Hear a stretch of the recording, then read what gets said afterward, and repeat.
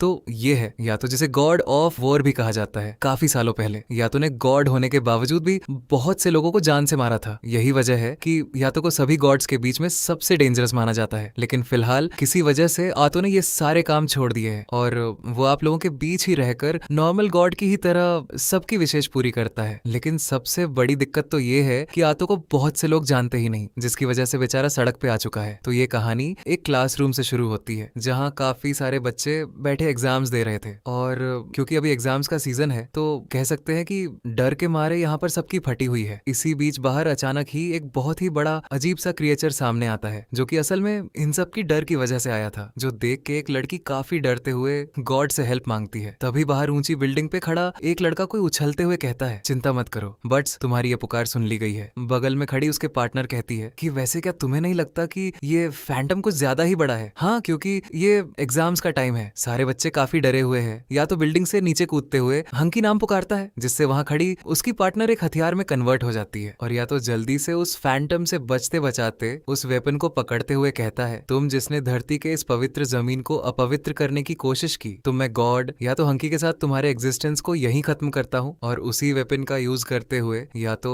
उस फैंटम के टुकड़े टुकड़े कर देता है। इसके फिर कुछ देर बाद जब उसने उस लड़की जिसका नाम टोमो ने है उसे रिवर्ट किया तो वो अपने असली रूप में आ जाती है। तुम्हारे गंदे पसीने वाले हाथ, मुझे इनसे मत छुआ करो। अरे यार, थोड़ी तो रिस्पेक्ट दो, मैं तुम्हारा मास्टर हूँ। आपस में इनकी थोड़ी बहस होने पर तुमसे रोते हुए कहते हैं कि नहीं, मुझे किसी ऐसे गॉड के साथ नहीं रहना जिसके पास खुदा कोई मंदिर भी नहीं। तुम जैसे आवारा गॉड के साथ मुझे नहीं रहना। दरअसल यार यहाँ पर सीन ये है कि या तो एक काफी वीक गॉड है जो कि इस समय बिल्कुल ही गरीब है, उसके पास कुछ भी नहीं, इसलिए तुमने जो उसके वपन के तौर पर उसके साथ थी अब नहीं रहना चाहती। उसका रोना धोना देखकर आखिर में या तो मजबूर होकर उसे रिलीज कर देता है और जाते जाते तुमने उसका और मजाक मनाते हुए चली जाती है। जिसके बाद अगले सीन में याद को दिखाया जाता है जो कि एक दीवार के ऊपर अपने कांटेक्ट डिटेल्स लिख रहा होता है ताकि उसे कुछ काम मिले। ऐसा इसलिए क्योंकि या तो एक काफी वीक और गरीब गॉड है जिसके पास अभी इतने पैसे नहीं कि वो खुद का एक मंदिर बना सके। वो उदास होते हुए खुद से कहता है कि मंदिर की छोड़कर मुझे अपने लिए एक नया रेगल ढूंढना होगा, उसके बिना तो मैं सुरक्षित भी नहीं। असल में इस वर्ल्ड में रेगलिया गॉड्स के वपन को कहते हैं जो कि एक ह्यूमन फॉर्म में होती है जैसे कि तुमने थी। वो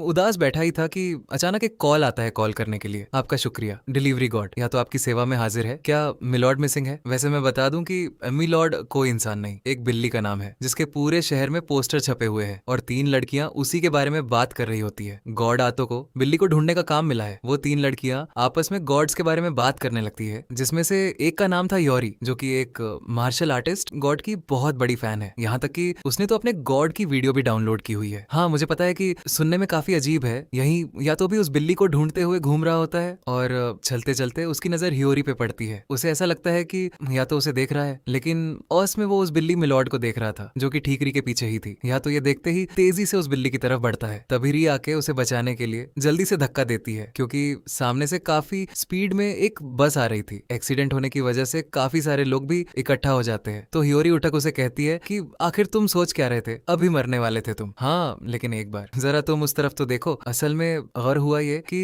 यूरी उस एक्सीडेंट से बच नहीं पाई और पूरी तरह से जख्मी हो चुकी है। उसकी सोल भी बॉडी से बाहर आ गई है। जिसके बाद अब सीधा शाम का सीन दिखाया जाता है जहाँ पर हियोरी एक हॉस्पिटल में आई हुई थी और वो भी जिंदा सामने खड़े। उसके डैड उसे कहते, तुम्हें चिंता करने की अब कोई जरूरत नहीं। ये एक चमत्कारी है कि तुम्हें एक बस से टक्कर लगने के बाद भी ज्यादा कुछ नहीं हुआ। थोड़ी देर बाद ढंग से होश में आने पर वो पूछती है कि आखिर उस लड़के का क्या हुआ जो मेरे साथ था। सब कंफ्यूज हो जाते हैं कि भला किसकी बात कर रही है ये, क्योंकि हिरी के अलावा उन्हें और कोई भी वहां नहीं मिला। ये लोग भूल कैसे सकते हैं, वो लड़का भी तो वहां था। जिसके बाद उसी दिन की रात का सीन दिखाया जाता है जब री सो रही थी। तभी बहुत से लोगों की दर्द भरी आवाज सुनाई देने पर वो जल्दी से उठ जाती है। योरी उन आवाजों से परेशान होकर अपने कान बंद कर लेती है, लेकिन इसके बावजूद भी वो लगातार उन्हें सुन पा रही थी। और तब ठीक 12 बजे बजते ही पता नहीं कहां से या तो प्रकट हो जाता है। उसे ऐसे अपने बेड पे देख के री डरते हुए दूर भागती है, पर फिर उसे याद आता है कि ये तो वही लड़का है जिसे मैंने बचाया था। तो पहचान लिया तुमने सुबह मुझे बचाने के लिए, थैंक्स। पर वैसे मैं बता दूं कि मुझे उस बस से टक्कर लगने के बाद भी कुछ नहीं होता, लेकिन फिलहाल तुम वो पहली लड़की हो जिसने मुझे बचाने की कोशिश की। आखिर तुम हो कौन? तो या तो स्टाइल मारते हुए कहता है, मैं हूँ एक गॉड। योरी को लगता है कि शायद ये बंदा कोई नशा वशा करके आया है, इसलिए वो जल्दी से पुलिस को कॉल कर देती है। अरे अरे रुको, मैं सही में एक गॉड हूँ, मेरा नाम है यातो। क्या? लेकिन मैंने तो आज तक ऐसे किसी गॉड का नाम नहीं सुना। ये सुनकर बेचारे को एक काफी बड़ा झटका लगता है। हाँ, मैं मानता हूँ कि जैसे हमारे गॉड को कोई नहीं जानता, लेकिन शायद तुम्हें ये बात पता होनी चाहिए कि आने वाले टाइम में मैं इस यूनिवर्स का सबसे पावरफुल और रिस्पेक्टेड गॉड बनूंगा, जिसके काफी सारे भक्त भी होंगे। या तो मन ही मन ये बातें सोच के अंदर ही अंदर काफी खुश हो रहा था, जिसके बाद थोड़ा सीरियस मूड में आके वो कहता है, वैसे आज की रात बहुत खतरनाक होने वाली है, मैं बिना किसी रेगलिया के यहाँ नहीं रुक सकता। और एक हीरो टाइप स्टाइल मारते हुए खिड़की से कूद के चला जाता है। जिसके बाद अगले दिन जब हियोरी स्कूल आती है तो बस यातो के बारे में ही सोच रही थी कि क्या वो सच में कल रात हॉस्पिटल में आया था या बस वो एक सपना था। शाम में घर जाते हुए रास्ते में हियोरी को उसी बिल्ली का पोस्टर दिखता है, तो वो सोचती है कि शायद अगर वो इस बिल्ली को ढूंढेगी तो यातो भी उसे मिल जाएगा। और वो हर एक जगह उसे ढूंढने की कोशिश करती है, लेकिन कुछ मिलता नहीं। दूसरी तरफ इधर अपना गॉड या तो भी कैट फूड लेकर मिलॉर्ड को ढूंढ रहा होता है। थोड़ी देर बाद अचानक ही उसकी नजर मिलॉर्ड के ऊपर पड़ती है, जो बिना कुछ के भाग के उसके पास आ जाती है। या तो सोचता है कि आखिर ऐसा क्या हुआ, और इतने में आसपास काफी सारे आई बॉल्स जैसे दिखने वाले फैंटम्स आ जाते हैं। या तो जल्दी से बचते बचाते भागते हुए एक खेत में आता है, जहाँ एक और बड़ा सा फैंटम उसका इंतजार कर रहा था, और या तो के आते ही उस पर अटैक करने लगता है। मिलॉर्ड को बचाने के लिए वो जल्दी से उसे अपने कपड़ों के अंदर छुपा के जैसे तैसे फैंटम से लड़ने की कोशिश करता है, या तो अपना वेपन एक्टिवेट करने की कोशिश करता है, पर उसे फिर याद आता है कि उसके पास तो कोई रेगलिया ही नहीं है। और अब इससे पहले कि या तो उस फैंटम का शिकार बन जाता, हियोरी आके बचा लेती है और उसे साइड में खड़ा करके जोश जोश में आके लड़ने चली जाती है, पर आखिर में बेचारी खुद ही फंस गई। तभी वो अपने फेवरेट मार्शल आर्टिस्ट के मूव्स याद करते हुए उस पर एक जोरदार अटैक करती है, जो कि सही में काम कर गया। लेकिन ये इतनी भी कोई खुश होने वाली बात नहीं, क्योंकि फैंटम्स इतनी जल्दी हार नहीं मानते। इसलिए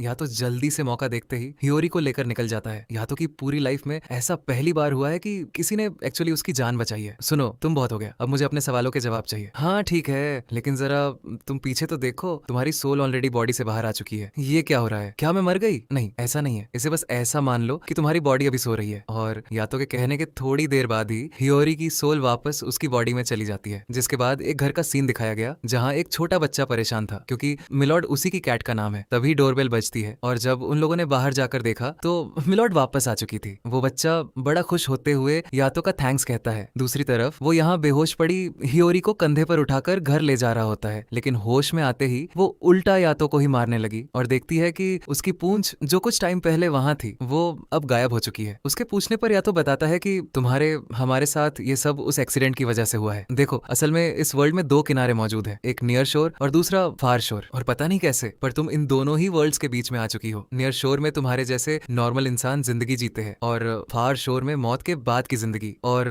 तुम्हारे केस में ये हुआ है कि तुम जिंदा तो हो, लेकिन साथ ही एक फैंटम भी बन चुकी हो। फैंटम उन क्रिएचर्स को कहा जाता है जो लोगों के डर की वजह से पैदा होते हैं। तो इसका मतलब मैं भी उन फैंटम्स जैसी ही हूँ? देखा जाए तो हाँ, लेकिन नहीं, तुम हाफ ह्यूमन और हाफ फैंटम हो। लेकिन एक बात याद रखना, तुम्हारे सोल का इस तरह बॉडी से निकलना ये अब रेगुलर होने वाला है। तो अब आखिर मैं वापस इंसान कैसे बनूंगी? लेकिन उसके इस सवाल का जवाब यातो के पास भी नहीं होता। तुम तो एक गॉड हो ना, कुछ तो बताओ। तो या तो अपनी 5 उंगलियां दिखाते हुए कहता है, अगर विश पूरी करानी है तो पैसे देने पड़ेंगे। तो क्या आप गॉड्स भी पैसे लेने लगे? वो भी 50,000? इतने पैसे नहीं है मेरे पास। अरे मैं एक देवता हूँ, और ये बात तो सब जानते हैं, देवताओं को सिर्फ 5 येन का कॉइन दिया जाता है। हियोरी भी थोड़ी कंफ्यूज हो गई कि भाई ये कैसी सर्विस है गॉड्स की, पर फिर उसके 5 येन का कॉइन देने पर या तो कहता है, तो सुनो, तुम्हारी विश सुन ली गई है। जिसके बाद अब ऐसे ही कुछ दिन बीत जाते हैं, और एक दिन हियोरी अपनी बॉडी को छोड़कर बाहर निकल के घूम रही होती है। थोड़ी दूरी पर ही जब उसे फैंटम्स दिखते हैं तो उसे याद आता है कि यातो ने बताया था कि ये मॉन्स्टर जैसे दिखने वाले फैंटम्स हर जगह होते हैं, अंधेरे में छुपे, आसमान में उड़ते हुए, और यहाँ तक कि लोगों के साथ साथ भी। वो हर तरह के रूप और रंग के होते हैं, लेकिन क्योंकि वो दुनिया के दूसरे किनारे के क्रिएचर्स है, तो उन्हें जो देख सकते हैं वो सिर्फ बच्चे, जानवर और हम, यानी स्पिरिट्स। तभी हियोरी को दूर से एक अजीब सा कोरा दिखाई देता है, जो देख के वो सोचती है कि शायद इसे ही कहते हैं डार्क कोरा, जिसे फैंटम्स अट्रैक्ट होते हैं। वो ये सब सोच ही रही थी कि उसे याद आता है कि या तो ने तो 2 हफ्ते से उसे कांटेक्ट ही नहीं किया। दूसरी तरफ इधर अपने गॉड भाई साहब ट्रेन में अपने काम के एडवर्टाइजमेंट करने में बिजी होते हैं, और साथ साथ ही कॉल पे हियोरी की गालियां भी सुन रहा होता है। उसे मिलने के लिए हियोरी उसे कहती है, मुझे तो अब शक होने लगा है, तुम सच में एक गॉड हो भी या नहीं। तो या तो एकदम से उसके सामने प्रकट हो जाता है। तो अब तुम्हें क्या लगता है, कोई इंसान ऐसा कर सकता है? हाँ, पर मुझे अभी भी शक है। भला कौन सा गॉड ऐसे ट्रैक सूट और गले पे इस तरह अजीब सा कपड़ा पहनता है? तुम्हारे पेरेंट्स ने तुम्हें सिखाया नहीं क्या? डोंट जज a book by its cover. और तुम्हारी जानकारी के लिए मैं बता दूं, ये मेरा एक बहुत ही खास स्कार्फ है। ये लोग आपस में बात ही कर रहे थे कि तभी कुछ लोग वहां आते हैं जो हियोरी को बड़ी अजीब नजरों से देख रहे थे, क्योंकि असल में बात ये है कि यातो को हर कोई नहीं देख सकता। मतलब यातो उनके लिए पूरी तरह इनविजिबल है। अच्छा ये बताओ, आखिर तुम उन फैंटम्स से अलग कैसे हो? क्योंकि तुम्हें भी तो लोग नहीं देख सकते। तो यातो समझाता है, मैं उन फैंटम्स का उल्टा हूँ, हार शोर से बिलोंग करता हूँ। मैं किसी ह्यूमन के जरिए पैदा नहीं हुआ, मैं एक गॉड हूँ जो लोगों की इच्छा से बना है। पर मेरा छोड़ो, तुम तो खुद हाफ फैंटम हो। तभी हियोरी का ध्यान जाता है कि वो फिर से अपनी बॉडी से अलग हो गई। देखो, अगर मैं सच कहूँ तो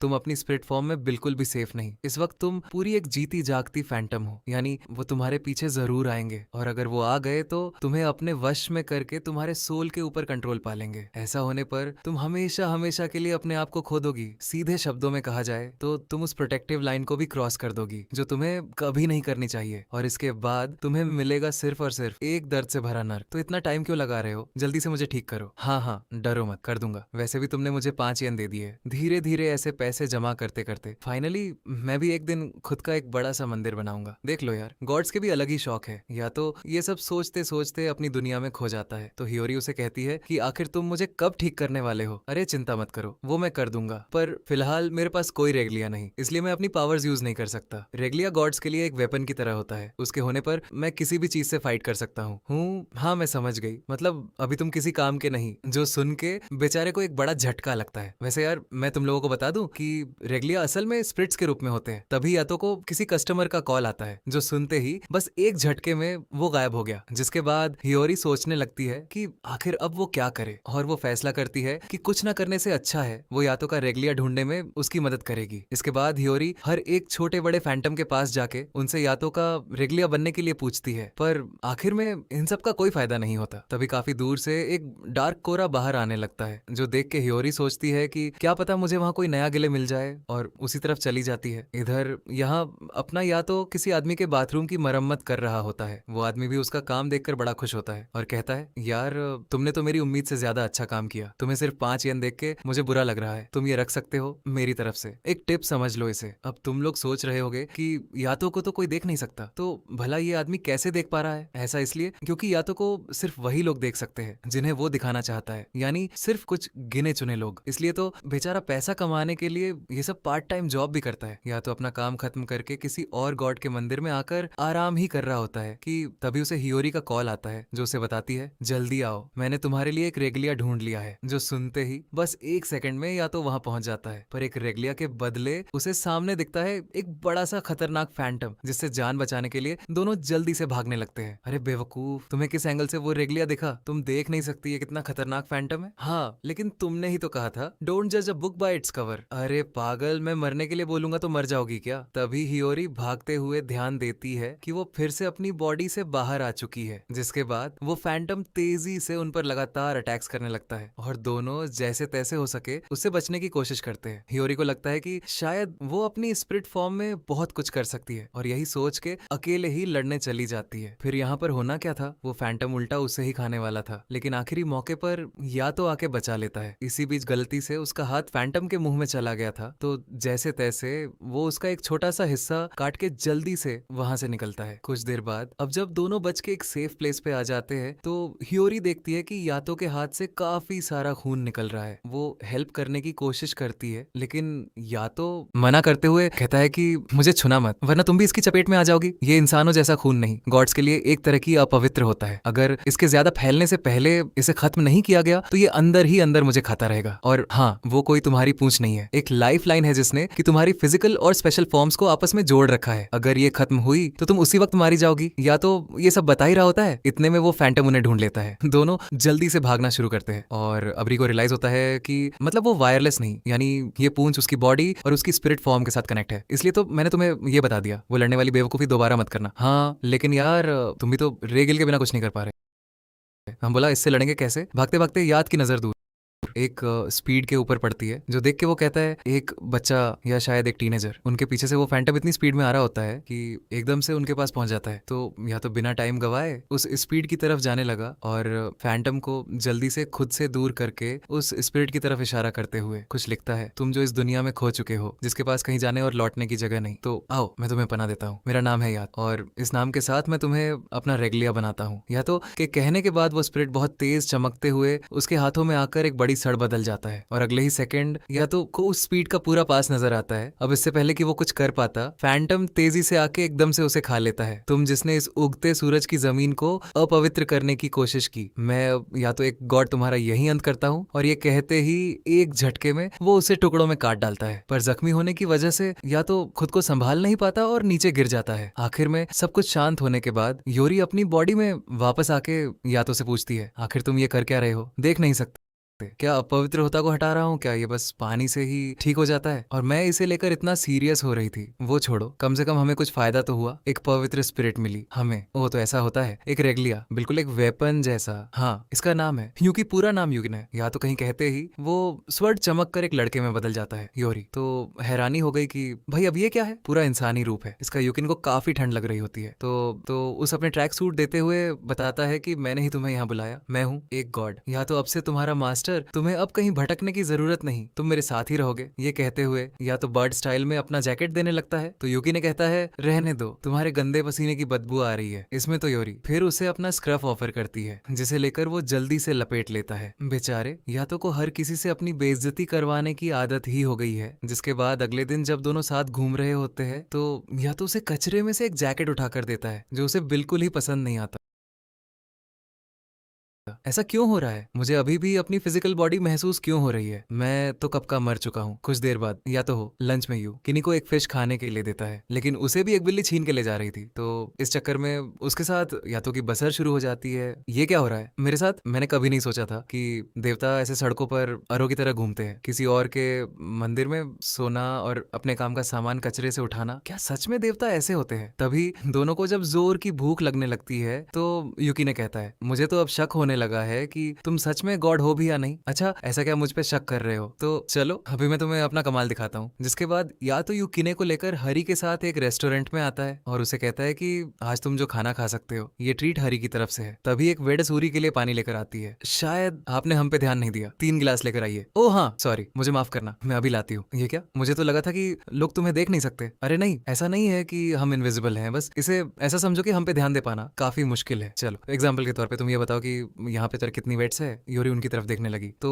या तो कहता है कि नहीं, बिना देखे बताओ ऐसा है तो शायद मेरे ख्याल से 2, लेकिन यार असल में यहाँ पर 4 वेटर्स मौजूद है। तो आप समझ गई, तुम ऐसे ही बिल्कुल उनकी ही तरह मैं और युक्की ने भी बैकग्राउंड में घुल मिल गए हैं। अगर किसी काम पर ध्यान भी आया तो वो थोड़ी देर में ही हमें भूल जाएगा। जिसके बाद खाना आने पर दोनों मिल कैसे ठोस लगे कि जैसे पता नहीं सालों से भूखे हो। लंच के बाद जब रे और युकी ने बाहर होते हैं, तो वो उसे पूछते कि आखिर तुम रेगलिया बनने से पहले क्या करते थे? सच कहूं तो मुझे नहीं पता, मैं बस इतना जानता हूँ कि मैं मर गया था और उसके अगले ही पल यादों के हाथ में था। उससे पहले कि मेरे पास कोई भी यादें नहीं, और बातों बातों में यकीनी की नजर वहां पड़ जाती है जहां नहीं पड़नी चाहिए थी। इसलिए वो शर्मा कर जल्दी से नजर घुमा लेता है। लेकिन या तो जैसे ही रेस्टोरेंट से बाहर निकलता है, उसे ये महसूस हो जाता है कि जरूर यक ने कुछ बुरा सोचा, क्योंकि गड्स और उनके रेगलिया आपस में कनेक्टेड होते हैं। तो या तो उसके हर बुरे और अच्छे ख्यालों को महसूस कर सकता है। तभी किसी कस्टमर का कॉल आते ही वो यूकन को साथ लेकर जाने ही रोकने के चक्कर में उनके साथ ही टेलीप हो जाती है। जिसके बाद जब वो लोग उस बुलाए गए लोकेशन पर पहुंचते हैं, तो आसपास एक काफी घना कोहरा छाने लगता है और कुछ लोग एक एक करके सामने आते हैं। तो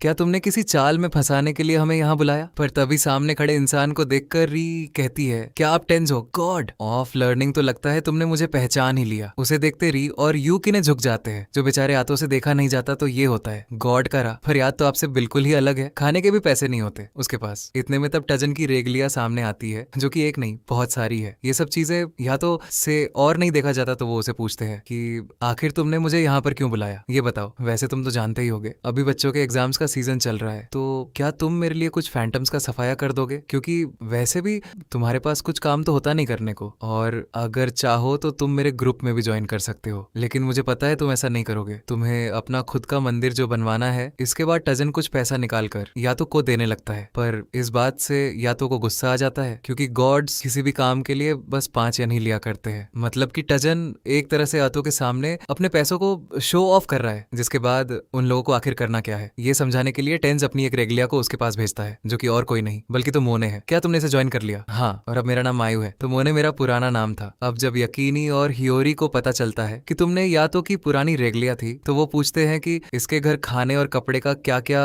सच में एक आवारा देवता है। हाँ, इसे कुछ ऐसा ही समझ लो, जो सुन के दोनों ही उदास हो जाते हैं। कुछ देर बाद अब तुमने जिसका कि नया नाम अब मायू है, वो सबको एक रेल ट्रैक के पास लेकर आती है और बताती है कुछ दिन पहले किसी ने बहुत अजीब सी विच मांगी, और जब मैंने जांच किया तो पता चला कि 2 लोगों ने अपनी जान ले ली है इधर के इलाके में। इस जगह पर ही ज्यादातर फैंटम्स पाए जाते हैं, जो कि लोग के दिमाग पर हावी होकर उनको मरने पर मजबूर करते हैं। यही वजह है कि गॉर्टेंस ने यहाँ पर एक बैरियर भी बनाया था, लेकिन कुछ लोगों के ऊपर ये फैंटम्स इतने हावी हो गए थे कि बैरियर भी उन्हें रोक नहीं पाता। लोग लगातार यहाँ मरते ही जा रहे हैं। तो इसका मतलब हमें बस उन फैंटम्स को मारना है जो लोगों पर काबू कर रहे हैं। रहने दो, इसकी कोई जरूरत नहीं। अगर कोई खुद मरना चाहता है तो हम उसे रोक नहीं सकते। जो सुनकर हियोरी और मायो को या तो के ऊपर गुस्सा आता है। हाँ, मुझे पता है कि मेरी बात कड़वी है, पर यही सच है। अगर कोई रूह खुद मरना चाहे तो उसका मतलब वो पूरी तरह से वश में है। यहाँ तक कि वो लोग एक रेगलिया भी नहीं बन सकते। या तो उसे ऐसी बातें सुन के गुस्से में ही होरी अकेले ही उन फैंटम से एल ने चली जाती है। पर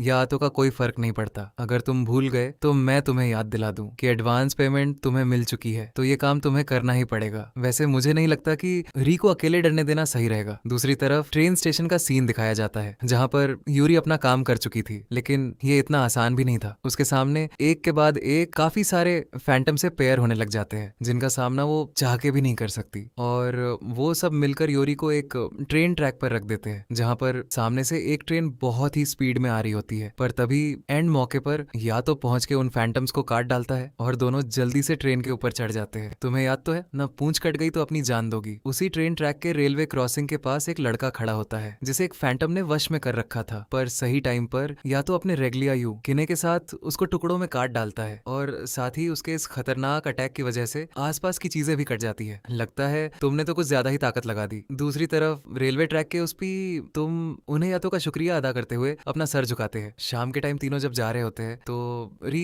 उसे पूछती है कि तुमने तो कहा था कि तुम मरने वालों को नहीं रोकोगे, लेकिन लगता है कि तुम भी ऐसा नहीं चाहते ना। तुम गलत हो। मैं बस किसी को इन लोगों के सामने मरने नहीं देना चाहता। और यादों का इन लोगों से मतलब यूकी ने और तुमने जैसी रेगलिया से है, क्योंकि उन सब ने खुद की जान नहीं ली। मतलब वो और जीना चाहते हैं, इसलिए या तो किसी भी दूसरे इंसान को इन लोगों के सामने मरने नहीं दे सकता। उसकी बातों को ढंग से समझने पर री रोने लगती है। तो यादों को लगता है कि जरूर यूकिने ने ही कुछ किया होगा। रात में आप दोनों एक मंदिर में आते हैं, जहाँ यूकिने को काफी ठंड लग रही होती है। तो या तो उसे वही कचरे से उठाई हुई जैकेट लाकर देता है। तो आप बेचारा गरीब का बच्चा क्या ही करे। वैसे आज तुमने अपने पहले दिन के हिसाब से काफी अच्छा काम किया। मतलब मैं तुम्हें लेकर बिल्कुल सही था। जिसके बाद यूकिने सो जाता है और एक लड़की उन्हें दूर से देख रही होती है सोते हुए। या तो अपने स्वप्न में डूबा था, जहाँ वो इस वर्ल्ड का सबसे पॉपुलर गॉड बन जाता जाए और सब लोग उसके ही भक्त बने होते हैं। वो इतना खोया हुआ था कि गुस्से में यूकीना ही उसे लात मार के नीचे फेंक देता है। सुबह सुबह यूरी दोनों के लिए ब्रेकफास्ट लेकर आती है, पर यूकिने के साथ मिलकर वो भी आतो के सपने का मजाक उड़ाने लगती है। तो लगता है तुम्हें दिखाना ही पड़ेगा कि एक गॉड क्या कर सकता है। मेरे सपने अब सच होने वाले हैं, क्योंकि मैंने ये जो खरीदा, उस औरत ने मेरा हाथ देखकर कहा कि इस मटके पर सिर्फ मेरा नाम लिखा है, यही मुझे अमीर बनाएगा। जो सुन के दोनों कहते हैं कि लो भाई, एक गॉड के साथ ही स्कैम हो गया। या तो ने और भी कई सारी चीजें खरीदी थी और उसे लग रहा था कि बस अब इसी से मेरे सपने सच हो जाएंगे। लेकिन इतनी बकवास सुनकर यकीनी और हियोरी गुस्से में उसका मटका ही तोड़ डालते हैं बेचारा, या सदमे में ही चला गया। देख के ये सब फालतू के नाटक छोड़े, कम से कम कुछ काम अंता तो कर लो। अब इसमें मैं क्या करूं, जब मुझे कुछ काम ही नहीं मिल रहा। तो री फिर उसे थोड़ा सा आराम से समझाती है कि कोई ऐसा काम तो होगा ही जिससे तुम और ज्यादा पैसे कमा सको। तो या तो खड़ा होते हुए कहता है, जाओ जाकर अपनी बॉडी लेकर आओ, तुम्हें आज किसी से मिलवा है। फिर वो री और यू किने को अपने साथ लेकर कहीं पर आता है। दोनों कंफ्यूजन में ही होते हैं कि आखिर हम लोग यहाँ पर करने क्या आए हैं। और तभी या तो किसी को आवाज लगाता है और अगले ही सेकंड अचानक एक लड़की आंखें या तो के गले लग जाती है। उन दोनों को ही अपनी आंखों पर यकीन नहीं होता कि भाई उन्होंने ये क्या देख लिया। तो यार इससे मिलो, ये है कोफू को मेरी प्यारी गर्लफ्रेंड। जो सुन के उन दोनों को बड़ा झटका लगता है कि भाई ये कैसे हो गया कोफू को। दरअसल मुझे तुमसे एक एहसान चाहिए। हाल ही में मैंने इस बच्चे को अपना रेगलिया बनाया, पर तुम तो जानते ही हो मेरे हालात कैसे है। मैं उसे इस ठंड में कुछ गर्मा गर्म खिलाना चाहता हूँ, पर देखो मैं तो उसे पहनने के लिए ढंग के कपड़े भी नहीं दे पाया उसके सामने, या तो और ज्यादा ड्रामा करने के लिए। मगर समझ के आंसू बहाने लगता है तो बेचारी कोफुको उसे अपने बीएफ की ये हालत देख ही नहीं जाती और उसे कुछ पैसे दे देती है या तो कि तो भाई किस्मत ही चमक गई तो ये करना था इसे। इसको घटिया इंसान कहना भी घटिया शब्द की बेइज्जती है। इतने में अंदर से एक आदमी आंख हाथों को एक लात मारता है। मैंने कहा था ना तुझे मेरी मिस से दूर रहने के लिए क्या इनका चक्कर चल रहा है। असल में यार ये आदमी को फूको का एक रेगलिया है जिसका नाम है कुरो और इंसानी नाम है दाए गोकू को फूको। असल में 7 गॉड्स ऑफ फॉर्च्यून में से एक है। वैसे तुम दोनों बड़े अच्छे कपल हो। ऐसा किसने कहा? हम लोग कपल नहीं, लेकिन तुमने तो अभी थोड़ी देर पहले को फूको को अपनी मिस कहा था। हाँ, क्योंकि मिस तो बस एक टाइटल है, असल में मेरी मास्टर है। क्या तुम्हें इस बात से कोई परेशानी है? उसका एक गुस्से वाला एक्सप्रेशन देख के दोनों की ही फट जाती है। पीछे बैठा या तो कहता है उसकी आंखों में मत देखना, काफी डेंजरस हो सकता है। ये भले ही तुम्हें बाहर से शख्स दिख रहा है पर बच्चों को देख के पिघल जाता है। जो सुन के गुस्से में दक को फिर से आत कलात मार के बाहर फेंक देता है। थोड़ी देर तक चारों आपस में मस्ती करते हैं और बातों बातों में कॉफी को बताती है कि या तो वो नहीं जो तुम्हें बाहर से दिखता है, वो सभी गॉड्स में सबसे डेंजरस माना जाता है, तो बच के रहना उससे। ये देखो यार, एक अच्छी खबर, मुझे एक नया काम मिला। और युकिने को घसीट होता हुआ अपने साथ ले जाता है। पर दाया गोकू को यह बात समझ नहीं आती कि आखिर या तो इन्हें यहाँ क्यों लेके आया था। अगले सीन में एक आदमी को दिखाया जाता है जो कि एक बिल्डिंग के छत पे खड़ा अपनी माँ से माफी मांग रहा होता है और तब अचानक ही तो प्रकट हो जाता है, जैसे दोनों ही नीचे गिर जाते हैं। अरे तुमने उसे धक्का क्यों दिया? क्या यार इतनी जल्दी गिर गया? मैं किस्मत ही खराब है मेरी तो क्या बात है। वर्ड्स लव इशू या फैमिली इशू या तो कोई काम ठीक नहीं चल रहा, चिंता मत करो, जो भी परेशानी हो या तो गॉड तुम्हारी मदद के लिए हाजिर है। इतने में योरी और यू किने भी यातो के पीछे पीछे नीचे गिरते हैं और यू किने देखता है कि यातो के सारे कार्ड्स प्रिंटेड नहीं, उसने खुद लिखा है। तब वो आदमी अपना कार्ड देते हुए बताता है कि मैं पहले एक एजेंसी में काम किया करता था जिसका हाल ही में दिवाला निकल गया। मेरे पास इस आखिरी ऑप्शन के अलावा और कोई रास्ता नहीं बचा था। मैं तो अपने पेरेंट्स को कॉल लगा रहा था पर लगता है गलती से शायद तुम्हें लग गया। हाँ, किस्मत की बात है। तो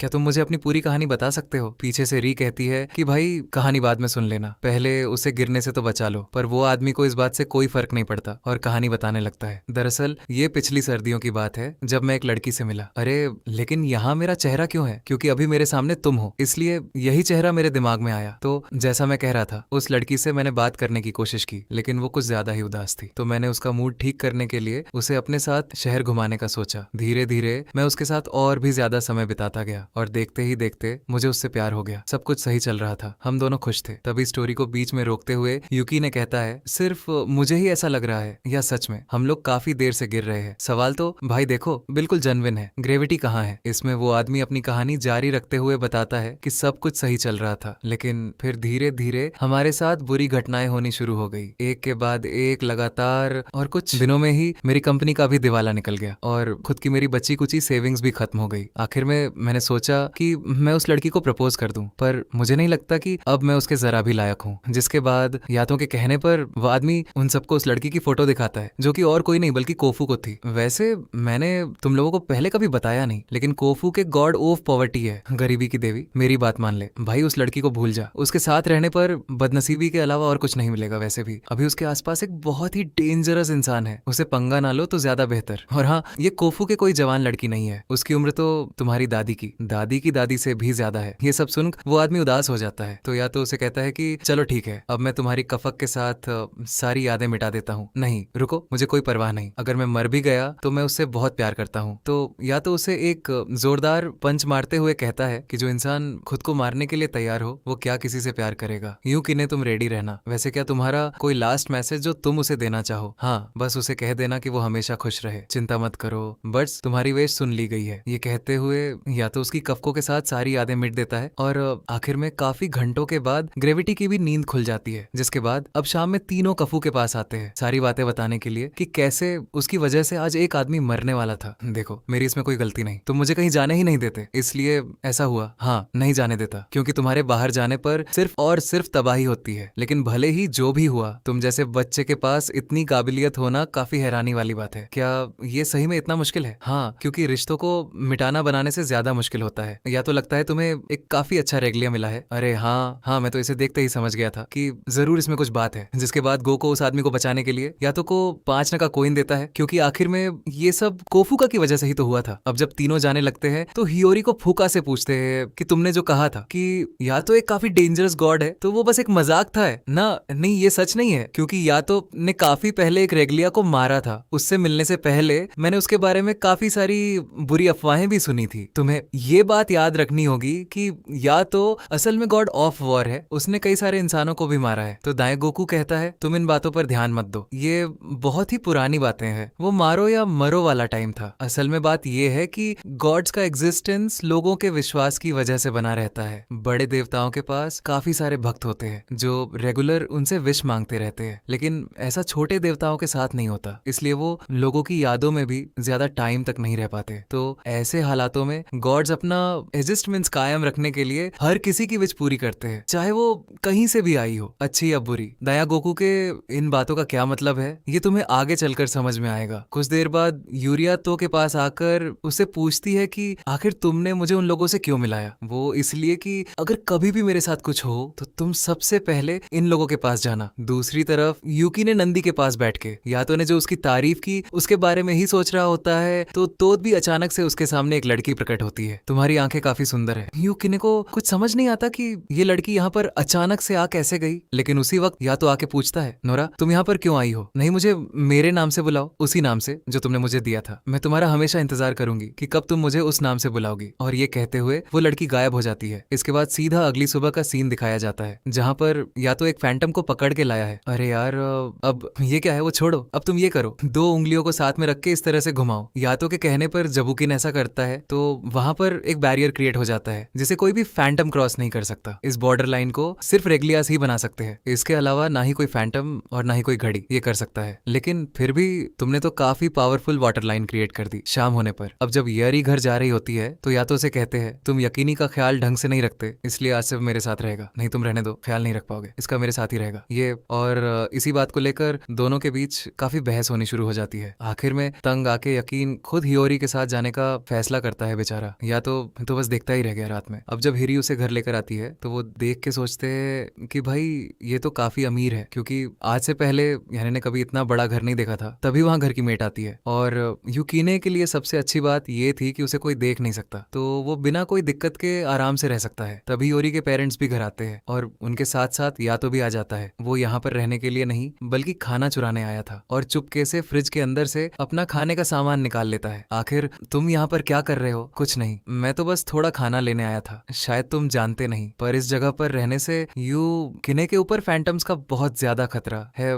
मंदिरों में हम लोग सेफ है, लेकिन यहाँ पर नहीं। दूसरी तरफ इधर यकीन नहाने के लिए आया हुआ था और सोचता है कि अगर मैं हमेशा यहीं रहूं, यातो के पास ना जाऊं, तो मेरा क्या होगा? क्या क्या वो किसी और को अपना रेगल बना लेगा? कुछ देर बाद रात में जब उसे नींद नहीं आती तो वो री के पास आकर पूछता है कि क्या मैं तुम्हारे पास सो सकता हूँ? मुझे अकेले डर लग रहा है। हाँ, सो जाओ, मैं तुम्हारे लिए लाइट्स ऑन कर देती हूँ। युकीने को तो विश्वास ही नहीं होता कि वो सच में एक लड़की के साथ सो रहा है। और थोड़ी देर बाद जब एरी सो जाती है तो उसके मन में उल्टे सीधे ख्याल आने लग जाते हैं। क्या बात है युकीने, तुम तो बड़े बिगड़ गए हो। या तो यहाँ पर युकीने को अपने साथ चलने के लिए समझाने आया था, क्योंकि यहाँ रहने पर उसके ऊपर फैंटम्स का काफी ज्यादा खतरा है। दूसरी तरफ एक बड़े से फैंटम को दिखाया जाता है जिसे एक लेडी या फिर कह सकते हैं कि एक गॉडेस उसे मार देती है। उसके साथ एक शेर भी मौजूद था जो कि असल में एक रेगलिया है। आगे चल के तुम्हें पता लगेगा कि लेडी आखिर है कौन। अगले दिन उरी युकन को शॉपिंग पर लेकर आती है, जहाँ वो उसे कहती है कि अगर तुम्हें कुछ भी पसंद हो तो तुम ले सकते हो। अरे नहीं, छोड़ो, फालतू में पैसे क्यों बर्बाद करना, मुझे वैसे भी कोई नहीं देख सकता, तो मैं कुछ भी ले सकता हूँ। और इसी बात का फायदा उठाते हुए युकी ने एक स्केटबोर्ड को लेने लगता है, लेकिन अगर देखा जाए तो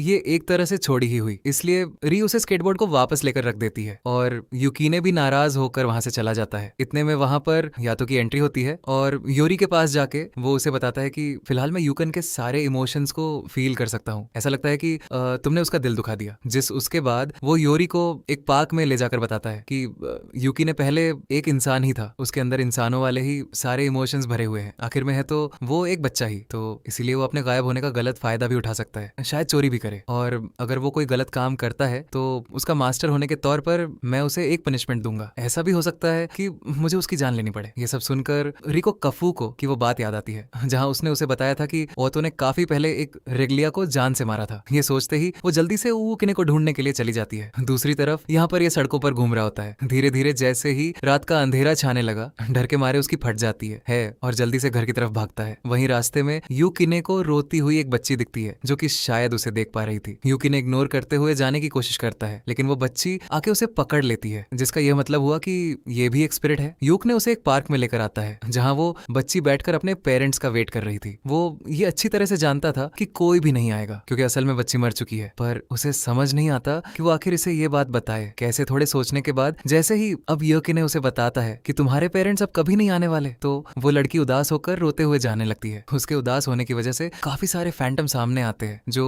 उसकी सोल को अपने वश में करने लगते हैं। पर सही टापे उरी भी वहां पर पहुंच जाती है और आते ही यूकिने को बॉर्डर लाइन के बारे में याद दिलाती है, जो सुनते ही बिना टाइम गवाए वो एक बॉर्डर लाइन क्रिएट कर देता है। लेकिन अब इसके लिए काफी देर हो चुकी थी। बस कुछ ही देर में उसकी सोल को फैंटम्स ने काफी हद तक अपने काबू में कर लिया था। ये सब देखकर यकीनी काफी डर जाता है और उसकी बनाई बॉर्डर लाइन भी मिट जाती है। देखते ही देखते उन फैंटम्स ने पूरी तरह से उस बच्ची को अपने वश में कर लिया। यूकिने के ऊपर एक अटैक होने वाला था, पर यूरिया के बचा लेती है और अगले ही पल वो छोटी बच्ची उनके वश में आकर एक बड़ी फैंटम बदल जाती है। तभी या तो वहां आता है और दोनों को पकड़ के जल्दी से बचा लेता है। अब हमारे पास ज्यादा टाइम नहीं, इसे यहीं खत्म करना होगा। जिसके बाद वो यूकेने को वेपन में ट्रांसफॉर्म करके उस फैंटम बनी हुई बच्ची पर अटैक करता है, लेकिन या तो मार नहीं पाता क्योंकि यूकी ने ऐसा नहीं चाहता था। वो अभी कैसे भी करके इस बच्ची को बचाना चाहता है। देखो तो मेरी बात को समझो, अब हम कुछ नहीं कर सकते। फैंटम्स ने पूरी तरह से उसे अपने वश में कर लिया है। हमारे पास ये लास्ट ऑप्शन है, उसे मार के ही आजाद कर सकते हैं। तो अब फाइनली यूकी ने ना चाहते हुए भी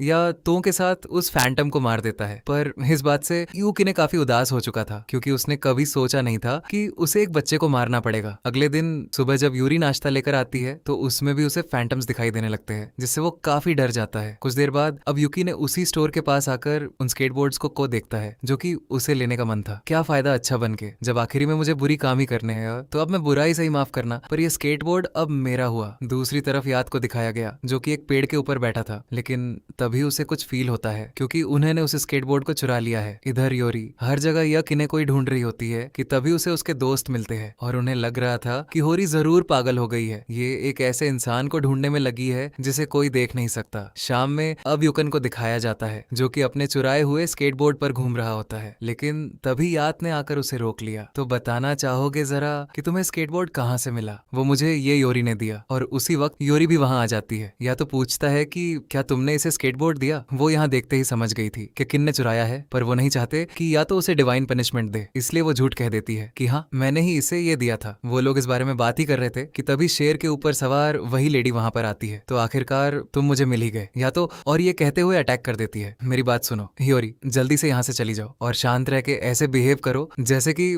तुम मुझे देख ही नहीं सकती। वो तुम्हें कुछ नहीं करेगी, वो मुझसे बदला लेने आई है। अब तक मैं जितने भी गॉड से मिला ये उन सब में सबसे स्ट्रांग है। ये है मिशामोन, गॉड ऑफ पनिशमेंट। क्या लेकिन ये यहाँ पर क्यों आई है? तो या तो कहता है कि अभी हमारे पास है, सब सोचने का वक्त नहीं, जल्दी भागो यहाँ से। और यूकिने को एक वेपन में कन्वर्ट करके भागने लगता है। जैसा यातो ने कहा था यूरी वैसे ही एक्ट करती है, जैसे उसने कुछ देखा ही नहीं। ये हो क्या रहा है आखिर?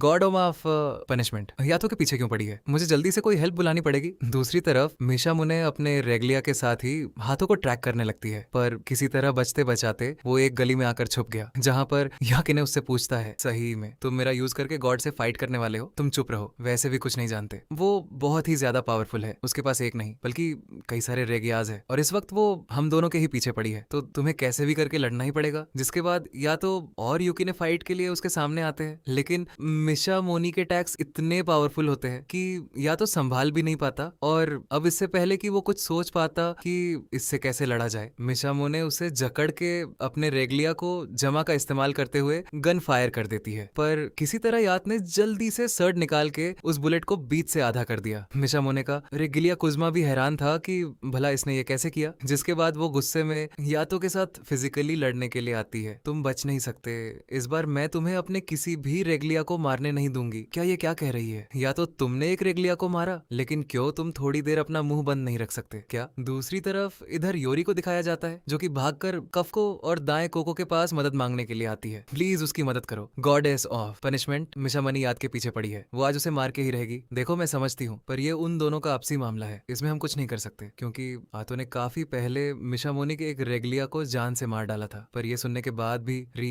उनसे लगातार यातो की मदद करने के लिए रिक्वेस्ट करती है। चलो ठीक है, मैं तुम्हारी हेल्प कर दूंगी और तुम्हें इस विश को पूरा करने के बदले पैसे देने पड़ेंगे। तो हियोरी इसके लिए भी मान जाती है। ठीक है, डील पक्की हुई। जिसके बाद रियातो को ढूंढने के लिए अपनी बॉडी से बाहर आती है। क्या बात है, ये लड़की ऐसा भी कर सकती है। और क्योंकि री एक स्प्रिट होने के साथ साथ आधी फैटम भी है, तो बहुत जल्दी ही आतो के लोकेशन का पता लगा लेती है। दूसरी तरफ इधर अपने गॉड भाई साहब मिशामोने से किसी तरह बचते बचाते एक जंगल में आके छुपे होते हैं। यूक ने पूछता है कि आखिर क्या वजह था कि तुमने उसके रगीला को मारा? बस इतना समझ लो कि मुझे उसे मारना पड़ा, इसलिए मारा। अच्छा, तो अगर मैंने कोई गलती की या तुम्हारे काम के लायक नहीं रहा तो क्या तुम मुझे भी मार डालोगे? बकवास बंद करो, अपनी ये फालतू की बातों का टाइम नहीं है मेरे पास। और ऐसी बात को लेकर दोनों के बीच झगड़ा होने लगता है। लेकिन इतने में मिशामने भी वहां जाती है। या तो ऑलरेडी काफी एंजॉयड हो चुका था, पर आज जिंदा बचने के लिए उसे लड़ना ही होगा। अब इससे पहले कि मिशामने अटैक करती, कोफू को और दाग को पहुंच जाते हैं और बिना टाइम गवाए कोफू को जल्दी से दग का यूज करते हुए एक बड़ा पोर्टल क्रिएट करती है, जिसके अंदर से एक साथ कई सारे फैंटम्स बाहर आते हैं। मिशामोने करेगी, लिया कुजुमा उसे पीछे हटने के लिए कहता है, लेकिन वो नहीं मानती और अपने लाइन से या तो पे अटैक करवाती है। वो ऑलरेडी इतना एंजॉयड हो चुका था कि कुछ भी नहीं कर पाता। पर उसी वक्त नोरा अपीयर होती है। तुमने मेरे मास्टर को चोट पहुंचाने की हिम्मत भी कैसे की? वो उस लैंड के ऊपर अटैक करके थोड़ी देर के लिए उसे रोक लेती है। और क्योंकि अभी मिशामोने हर तरफ से घिर चुकी है तो कुसुमा उसे कहता है कि हमें वापस चलना होगा, इनके सामने अभी हम टिक नहीं सकते। उसके रेगुलर लाइन की हालत भी काफी खराब हो चुकी थी, तो ना चाहते हुए भी उसे पीछे हटना पड़ता है। और जाते जाते कुजुमा यात्रा की तरफ झुक के उसे थैंक्स कहता है। उसने ऐसा क्यों किया ये तुम्हें आगे पता चलेगा, पर इतने बड़े हंगामे की वजह से री काफी परेशान हो जाती है, क्योंकि हो सकता है कि मिशामने यातो के ऊपर दोबारा अटैक करे। साथ ही याके ने भी अभी काफी उदास था, तो वो खाना नहीं खाता। दूसरी तरफ याद को दिखाया जाता है, जहां पर उसके कंधे पर गहरी चोट आ चुकी थी, यानी कि वो अपवित्र हो चुका है और कोई आसपास उसकी हेल्प करने के लिए भी नहीं। तभी नोरा वहां आती है। मास्टर, मैं हमेशा आपके साथ हूँ, जब भी आप चाहो मैं आपकी रेगल बनने के लिए तैयार हूँ। इधर यहाँ मिशामोने को दिखाया गया, जो कि अब भी यातो के बारे में ही सोच रही थी, पर कजुमा अपनी पूरी कोशिश करता है कि वो ज्यादा याद के बारे में ना सोचे, क्योंकि अभी एक और बड़ी प्रॉब्लम सामने है। कोफुको के क्रिएट हुए पोर्टल से काफी सारे फैंटम्स बाहर आ चुके हैं और क्योंकि ये सब एक तरह से उसकी वजह से हुआ था, तो इसलिए उन्हें खत्म करने की जिम्मेदारी मिशामोने अपने ऊपर ले लेती है। और इस काम के लिए उसके पास एक बड़ी रेगली आर्मी तैयार है। यही वजह है कि मिशामने मोस्ट पावरफुल गॉडेस है। अगले दिन सुबह हिरिया कहने को ब्रेकफास्ट देने जाती है, पर जब वो आवाज लगाने पर फ्यू कोई रिप्लाई नहीं देता तो वो अंदर चली जाती है, जहां अपने गॉड या तो लेट कर आराम फरमा रहे हैं। तुम जिसे ढूंढने आई हो वो यहाँ नहीं है। सुबह सुबह ही वो टेंस के पास चला गया। अरे तो तुमने उसे रोका क्यों नहीं? क्यों रोकता? भला मुझे उससे कोई मतलब नहीं, तुम चाहो तो ढूंढने जा सकती हो। ये सुनते ही हियोरी जल्दी से भागते हुए टजन के पास आती है, जहां वो उसे बताते हैं कि हाँ, यूके ने आया था और उसने मुझसे रिक्वेस्ट भी किया था कि मैं उसे अपने साथ रख लूं, लेकिन मुझे उसे मना करना पड़ा, क्योंकि ऐसा करने से यकीन भी नोरा बन जाता। ये नाम सुनते ही यूरी हैरान होते हुए इस बारे में पूछती कि आखिर नोरा है क्या, क्योंकि उसे अब तक ये लग रहा था कि नोरा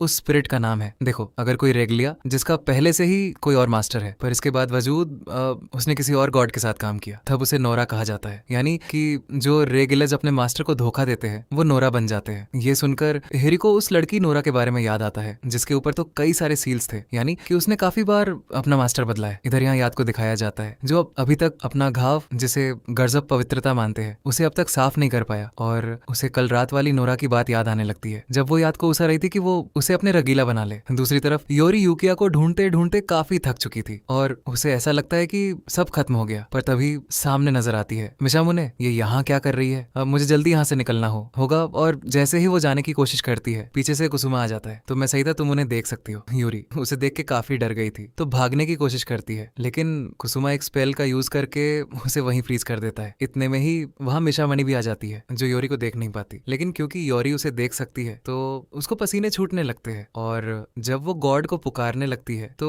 उसके दिमाग में सिर्फ या तो का ही चेहरा आ रहा होता है, क्योंकि भाई वो भी तो एक गॉड ही है। और यहाँ पर कुसुमा के स्पेल की वजह से यह है कि मिशामोनी अब यरी को देख नहीं सकती। जिसके बाद जब वो वहां से चली जाती है तो कुजुमा री से कहता है कि अच्छा होगा अगर तुम इन सब मामलों से दूर रहो, नहीं तो मिशामोने तुम्हें भी मार मार डालेगी। हाँ, लेकिन तुमने अभी मेरी मदद क्यों की? तुम तो यातो को मारना चाहते हो ना? देखो, भले ही फिलहाल या तो हमारा दुश्मन है, लेकिन मैं ये कभी नहीं भूल सकता कि गॉड यातो ने एक बार मेरी जान बचाई थी। मुझे उसे कभी थैंक्स कहने का मौका नहीं मिला। यही वजह थी कि कुसुमा ने पिछली फाइट के दौरान या तो का थैंक्स कहा था, पता नहीं तुम जानती हो या नहीं, पर अभी यातो के पूरे शरीर में ही अपवित्र फैलती जा रही है। ये किसी चोट की वजह से नहीं, बल्कि उसके रेगलिया यखनी की वजह से हो रहा है। जल्द ही हमें उसका कुछ करना होगा, नहीं तो यातो की जान खतरे में आ जाएगी। इस सुन के हियोरी को याद आता है कि या तो पहले भी कई लोगों को मारा करता था और उसने एक रेगलिया को भी मारा है, तो कहीं वो गुस्से में आकर के साथ ऐसा ना कर दे। इसके बाद अब शाम में एक पार्क का सीन दिखा जाता है, जहां पर यकी ने टजन के ऊपर गुस्सा हो रहा था, क्योंकि उसने उसे रखने से मन जो कर दिया अचानक ही। तब वहाँ या तो प्रकट होता है, क्या बात है, लगता है यहाँ खड़े तुम लॉर्ड टजन के ऊपर गुस्सा निकाल रहे हो, जाओ यहाँ से, मैं अब तुम्हारे साथ काम नहीं करना चाहता। देखो बस एक बार ही पूछूंगा, एक नया काम आया है, चलना है तो चलो।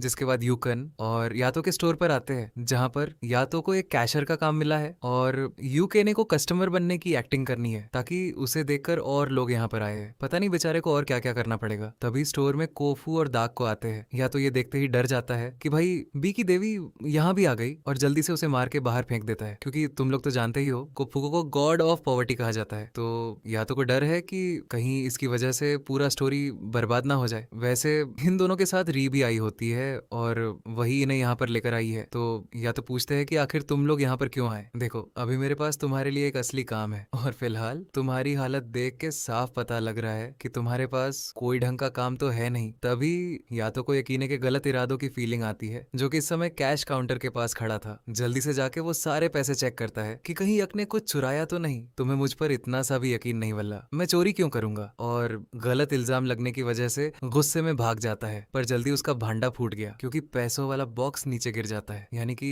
सच में उसने चोरी किया। और अब जबकि सबने उसे देख लिया तो उन्हें वहां से भागना ही सही समझता है, जो देख के या तो कफको की तरफ से दिया गया काम एक्सेप्ट करते हुए थोरी को लेकर यूकिने के पीछे चला जाता है, स्टोर को कफको और दागोको के हवाले छोड़कर। और वो दोनों अभी कैसे संभालेंगे वो तो तुम लोग भी जानते हो। वो ईजरी तरफ या तो एक फैंटम को मारने के लिए जा रहा होता है कि तभी पीछे से हरी आती है। बात को समझते क्यों नहीं तुम। यूक ने तुम्हारा रेग लिया है, वो भी पहले एक इंसान ही था। रेगले होने का मतलब ये नहीं कि उसमें इमोशंस नहीं है, तुम्हें उससे एक इंसान की तरह बात करनी चाहिए। लेकिन भोले भाले याद को समझ ही नहीं आ रहा होता कि आखिर यारी कर रही है। इधर यहाँ युक्की ने अकेला बैठा हुआ था कि तभी नोरा उसके पास आती है। तो आखिर में तुम भी मेरे जैसे ही हो, एक ऐसे पेड़ का फल जिसे कोई खाना नहीं चाहता और हमेशा हमेशा के लिए वो अकेला पड़ जाता है। इतने में या तो भी वहां पहुंच गया और पूछता है कि नोरा आखिर तुम यहाँ पर क्या कर रही हो। मास्टर आप जब चाहे मेरा यूज कर सकते हैं, आपको इस फालतू से रेगलिया के ऊपर टाइम वेस्ट नहीं करना चाहिए। सुना युक्की ने, तुमने नोरा से जो कुछ भी सुना उस पर ध्यान मत दो, अब चुपचाप आओ और मेरी मदद करो। जिसके बाद या तो युकिने को अपनी सड़ में ट्रांसफॉर्म करके ऊपर उड़ रहे फैंटम की तरफ पॉइंट करते हुए अटैक करता है, लेकिन वह यहाँ पर बिल्कुल उल्टा या तो उसे मार नहीं पाता क्योंकि केने ही उसके साथ नहीं देना चाहता। आखिर तुम कर क्या रहे हो, ऐसे हम मारे जाएंगे। और इतने में ही वो फैंटम उड़ते हुए आग या तो को खाने की कोशिश करता है, जिस वजह से या तो पूरी तरह जख्मी हो जाता है। चलो ठीक है, यकीन है अगर तुम मेरी मदद नहीं करना चाहते तो कोई बात नहीं। और वो एक बोतल निकालता है जिसके अंदर काफी सारा होली वाटर था, जो या तो ने शराय से भरा था, और अपनी शर्ट के ऊपर वो पानी डालता है। और फिर इसके अगले वही पल या तो ने उस फैंटम के टुकड़े टुकड़े कर दिए होते हैं। साइड में जहाँ नोरा खड़ी है सब देख रही थी, वहीं पर एक अनजान ईशान आके उसे कहता है तो आखिर में उसने तुम्हें फिर से एक बार ठुकरा दे। स्कारलेट इतने सालों तक साथ रहने के बाद भी उसके इस बात से ये पता चलता है कि नोरा का रियल नेम स्कारलेट है। जिसके बाद अब रात का सीन दिखाया जाता है जहाँ पर री को यूकिने का रूम खाली देख के कुजुमा की बात याद आती है। तुम्हें कुछ करना ही होगा, अगर यूकी ने गढ़ आतों के साथ नहीं रहा तो उसकी वजह से वो आज नहीं तो कल मारे जाएंगे। जिसके बाद अगले दिन का सीन दिखाया जाता है जहाँ पर री अभी भी कुजुमा की बातों को ही सोचकर परेशान हो रही थी कि पता नहीं अब यातों का क्या होगा। और देखो नाम लिया शैतान हाजिर, वो अजीब सा पोज देते हुए सीधा लेडीज वॉशरूम में ही घुस गया। तो अच्छी खासी धुलाई भी होती है बेचारे की, और साथ ही यकीने भी हिरी के पीछे पीछे वहां आ गया था, तो उसे भी खर्चा पानी मिल जाता है। मेरी क्या गलती यार, मैं तो अपने क्लाइंट से मिलने आया था। अच्छा तो कहाँ है वो। या तो लात मार के एक वॉशरूम का दरवाजा खोलता है जहाँ अंदर उसका क्लाइंट मनाबू बैठा हुआ था, और क्योंकि भाई वो भी एक गर्ल्स वॉशरूम में आके बैठा है तो री उसे भी अच्छे से धो देती है। उनके पूछने पर मनाबू ने बताता है कि दरअसल मेरे क्लास में काफी सारे बच्चे मुझे हर वक्त बुली करते रहते हैं, वो लोग अभी भी मुझे ही ढूंढ रहे होंगे, इसलिए मैं यहाँ पर आके छुप गया था। मुझे नहीं पता कि ये सब मेरे साथ ही क्यों हो रहा है, वो सब मुझसे इतनी नफरत क्यों करते हैं। मनाबू के सब बातें सुनकर युकीना को गुस्सा आता है कि आखिर ये लड़का इतना कमजोर क्यों है, खुद के लिए लड़ भी नहीं सकता। तुम उसे कमजोर समझना बंद करो, वो भी बिल्कुल तुम्हारी ही तरह है। तुम मुझे भला इसके साथ कैसे कंपेयर कर सकते हो। और या तो से गुस्सा होकर वहां से चला जाता है। मनाबू ये लो तुम्हारे लिए, अगर तुम्हें भी यू कहने की तरह गुस्सा आ रहा है तो उसे दबाओ मत। और या तो उसके कान में धीरे से कोई बात कहता है, चिंता मत करो, थोड़ी देर में ही पता लग जाएगा कि या तो ने आखिर मनाब को क्या दिया। तुम पागल वागल हो गए हो क्या, तुमने उसे वो क्यों दे दिया, क्या ही फर्क पड़ता है। वैसे भी ये सब अब उसके ऊपर डिपेंड करता है कि वो उसका इस्तेमाल करेगा या नहीं। दूसरी तरफ यू किने को दिखा जाता है जो कि क्लासरूम के अंदर आया हुआ था और वहां पर ही एक यूनिफॉर्म को पहन के सोचता है काश अगर मैं आज जिंदा होता तो सब बच्चों की तरह स्कूल आ रहा होता और क्लासरूम के अंदर ही बैठ बैठ के अपने पुराने दिनों को याद करने के लिए एक स्टूडेंट का होमवर्क करने लगता है। इतने में बाहर से बाकी स्टूडेंट्स भी आ जाते हैं जो देख के यूके ने जल्दी से जाके जाके टेबल के नीचे छुप जाता है। अरे मैं छुप क्यों रहा हूँ, मुझे तो कोई देख ही नहीं सकता। जिसके बाद वो उठकर सारे बच्चों को देखता है कि वो लोग आपस में किस तरह मस्ती और बातें कर रहे हैं। उसे भी एक ऐसी जिंदगी जीनी थी। इधर मनाबू को दिखा जाता है जिसके यूनिफॉर्म को किसी ने डस्टबिन में डाल दिया था और वो उदास खड़ा बस यही सोचता है कि आखिर मेरे साथ ये सब क्यों हो रहा है, मैंने किसी का क्या ही बिगाड़ दिया। इधर मनाबू के नेगेटिव ऑरा की वजह से एक फैंटम उसके पास आके उसे मैनिपुलेट करने की कोशिश करता है। अगर तुम्हें वो लोग पसंद नहीं तो उन्हें मार दो, उन्होंने तुम्हारे साथ बुरा किया है, उन्हें जीने का कोई हक नहीं। दूसरी तरफ मीशा मने को दिखाया जाता है जो कि कॉफिको के पास आई होती है, उसके बनाए पोर्टल्स को बंद करके और उससे आगे खुलने वाले पोर्टल्स की इंफॉर्मेशन लेती है, क्योंकि कोफुको ने उस दिन लड़ाई के वक्त एक नहीं बहुत सारे पोर्टल्स खोल दिए थे। हो सकता है कि तुम ये सारे पोर्टल्स जानबूझ के खोल रही हो ताकि मैं इन्हें बंद करने में बिजी रहूं और या तो बचा रहे। देखो साफ सीधी बात है, तुम्हारा रेगलिया के साथ जो भी हुआ मुझे उससे कोई फर्क नहीं पड़ता। बस इतना याद रखना कि अगर या तो कुछ भी हुआ तो तुम नहीं बचोगी। जो सुन के मिशामू ने ज्यादा बहस ना करते हुए चुपचाप वहां से चली जाती है। दागो को ये देख के कफको की बड़ी तारीफ करता है, क्योंकि भाई पहली बार किसी ने गॉड ऑफ पनिशमेंट को धमकी दी है। इधर यहाँ हियोरी छुट्टी होने के बाद पूरे स्कूल में या तो कोई ढूंढ रही होती है तो वो उससे पूछती है कि अगर तुम यहाँ पर हो तो ये क्यों नहीं कहाँ है। देखो बात यह है कि यूकी ने अभी उस एज में है जहाँ पर वो और बच्चों की तरह जिंदगी जीना चाहता है, पर उसे ये बात अच्छी तरह से समझनी होगी कि अब ऐसा कुछ नहीं हो सकता। उसे बाकी के बच्चों पर ध्यान नहीं देना चाहिए। इधर यहाँ यूकी ने प्लेग्राउंड में आके कुछ बच्चों को खेलते हुए देख रहा होता है। आखिर ये सब क्यों, क्या मेरा जीने का कोई हक नहीं था। दूसरी तरफ मनाबू उस लड़के के पास पहुंचता है जो उसे सबसे ज्यादा बुली किया करता था और उसे एक ब्लेड दे देता है। ये वही चीज है जो यात ने उसे दी थी और कहा था कि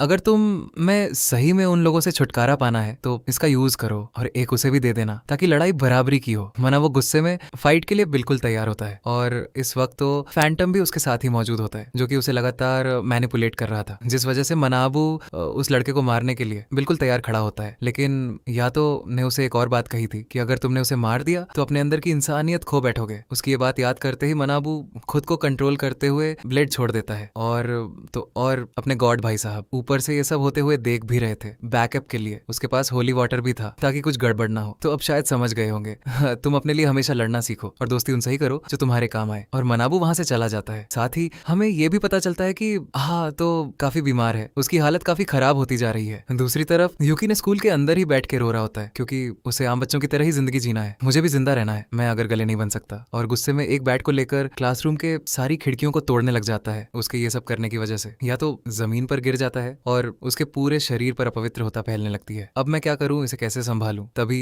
री को या तो की बात याद आती है जहां पर उसने बोला था कि अगर मुझे कुछ भी हो तो सबसे पहले उन दोनों के पास जाना। तो योरी फिर अपनी बॉडी से बाहर आके हाथों को उठाने लगती है, लेकिन इस चक्कर में उसके ऊपर भी अपवित्र होता फैलने लगती है। ये शायद एक तरह से वायरस की ही तरह जो छूने से फैलता है। उसे लेकर जब वो जा ही रही थी तो कीने भी आ जाता है। ये या तो क्या हुआ, कहाँ ले जा रही हो, इसे शायद तुम नहीं जानते, पर जब भी तुम कुछ गलत कर रहे थे तो उसका दर्द आंतों को सहना पड़ रहा था। इसकी ये हालत तुम्हारी वजह से ही हुई है, जिसके आप कुछ देर बाद री और युक्की ने यातो को लेकर कफको के घर के पास आते हैं। प्लीज मदद करो, इसकी हालत बहुत ज्यादा खराब है। लेकिन उन्हें देखते ही दैगो को एक बॉर्डर लाइन क्रिएट कर देता है ताकि लोग अंदर ना आ पाए। तुम ऐसा नहीं कर सकते, या तो नहीं बच पाएगा। क्या तुम्हें थोड़ी सी भी दया नहीं? अब यार ऐसा तो है नहीं कि कोफू कोने मरने के लिए बाहर ही छोड़ देगी। तो उसके काफी रिक्वेस्ट करने पर दयोकू सिर्फ फरी को ही अंदर आने देता है, जिसके बाद को भिके उसे शावर के पास ले जाती है ताकि उसकी अपवित्र होता को साफ किया जा सके। तो मेरा छोड़ो, यातो की हालत अभी ज्यादा खराब है। हाँ मैं जानती हूँ, लेकिन अब बहुत देर हो चुकी है। अगर हमने यह किने को डिवाइन पनिशमेंट नहीं दी तो या तो मारा जाएगा। असल में यार इस वक्त यातो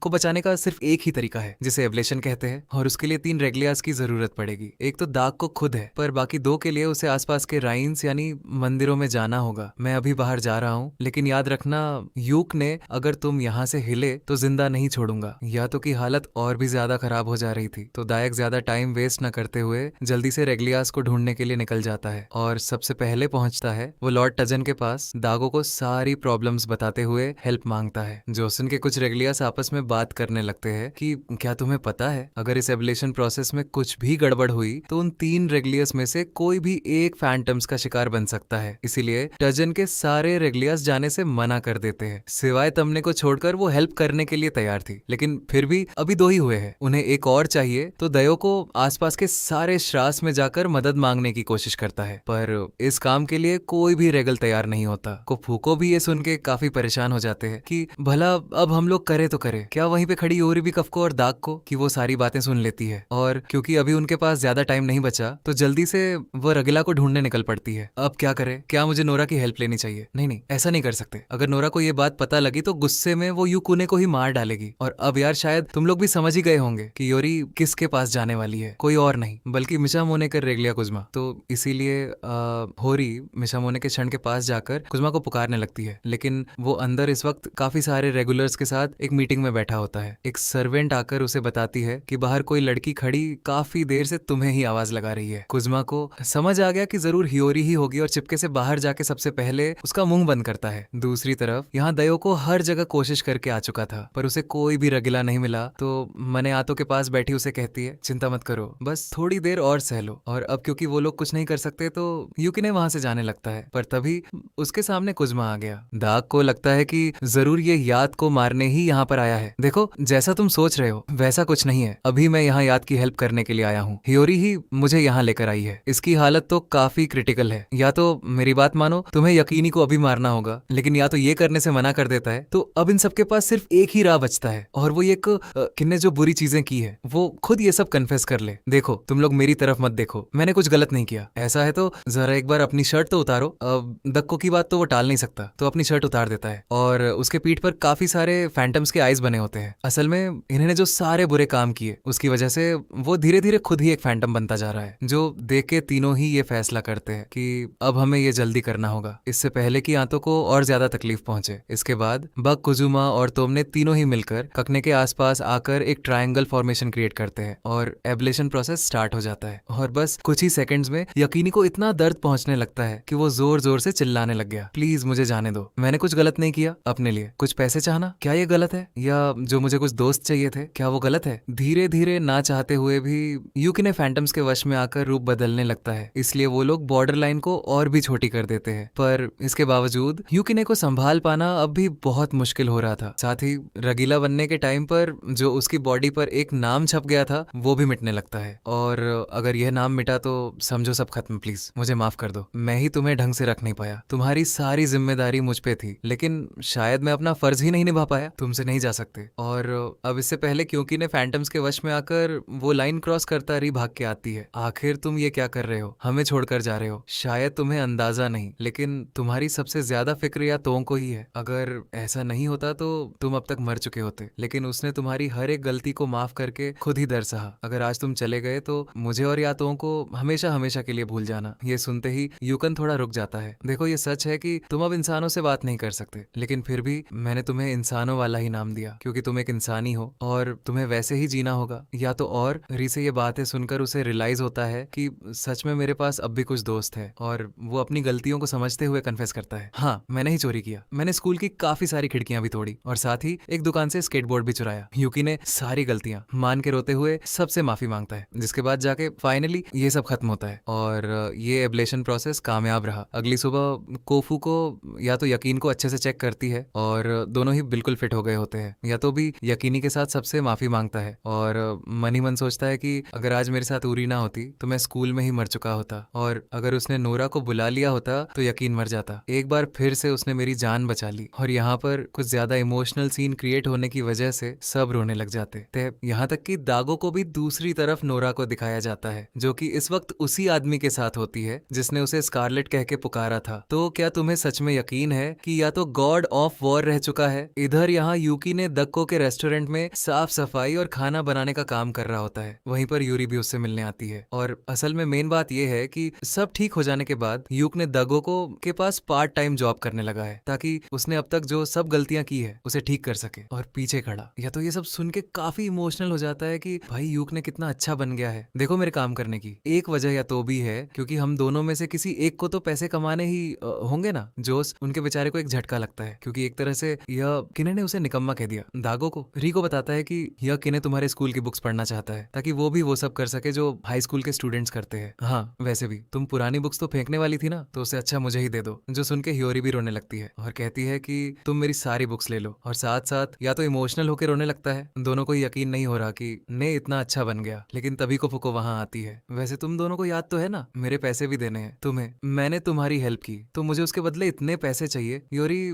सोचती है कि ये तो एक गॉड है तो बस ज्यादा से ज्यादा 5 एन ही लेगी और क्या पाना नहीं बल्कि 5 मिलियन एन, और तुम्हारी 2 बार बार हेल्प की। मैंने तो ये होते हैं टोटल 10 मिलियन, जो सुन के योरी सदमे में चली जाती है। देखो कोफू को तुम ऐसा नहीं कर सकती, कम से कम तुम्हें स्टूडेंट डिस्काउंट तो देना ही चाहिए। चलो अगर ऐसा है तो ठीक है, मुझे बस 1 मिलियन ही दे दो। देखा देखा, मैंने सीधे 90 पर डिस्काउंट दिलवा दिया ना। लेकिन रीसन के बहुत ही गुस्सा आ जाता है। एक तो तुमने अब तक मेरी प्रॉब्लम ठीक भी नहीं की, और ऊपर से मुझे ही सारे पैसे देने को कह रहे हो। इनकी लड़ाई की आवाजें गार्डन में बैठे दाएं गोकू तक भी आ रही थी। कुछ देर बाद या तो दोनों को साथ लेकर टजन के पास पहुंचता है, उसको थैंक्स कहने कि उसने तुमने को भेजा मदद के लिए। तो वो उसे पूछती कि आखिर तुम सोच क्या रहे थे, अपनी हालत इतनी खराब क्यों होने दी? अगर तुम पहले यू केने को अलग कर देते तो इतना दर्द नहीं सहना पड़ता। हाँ, मैंने ऐसा नहीं किया क्योंकि ऊ केने कुछ अलग है, उसमें सभी से कुछ अलग बात है और मैं उसे खोना नहीं चाहता। साथ ही मैं चाहता था कि उसे खुद अपनी गलती रियलाइज हो। तभी टजन और यातो की आपस में किसी बात पर बहस छिड़ जाती है। इधर तुमने योरी और यकीनी को अपने साथ लेकर साइड में आती है और उन्हें बताती है कि शायद तुम लोग अभी नहीं जानते, पर काफी टाइम पहले टेंस ने भी एक रेगलिया को निकाल दिया था क्योंकि वो पूरी तरह अपवित्र हो चुकी थी। तुम्हारे साथ भी कुछ ऐसा ही हुआ था यूकी ने, और वो एक कंटेंजियस स्टेट था। तुम गायब भी हो सकते थे लेकिन तुम बच गए। हाँ, मुझे पता है कि गलती मेरी थी, मुझे माफ कर दो। नहीं, तुम्हें माफी मांगने की जरूरत नहीं। वैसे मैं भी तुम्हें समझ सकती हूँ, एक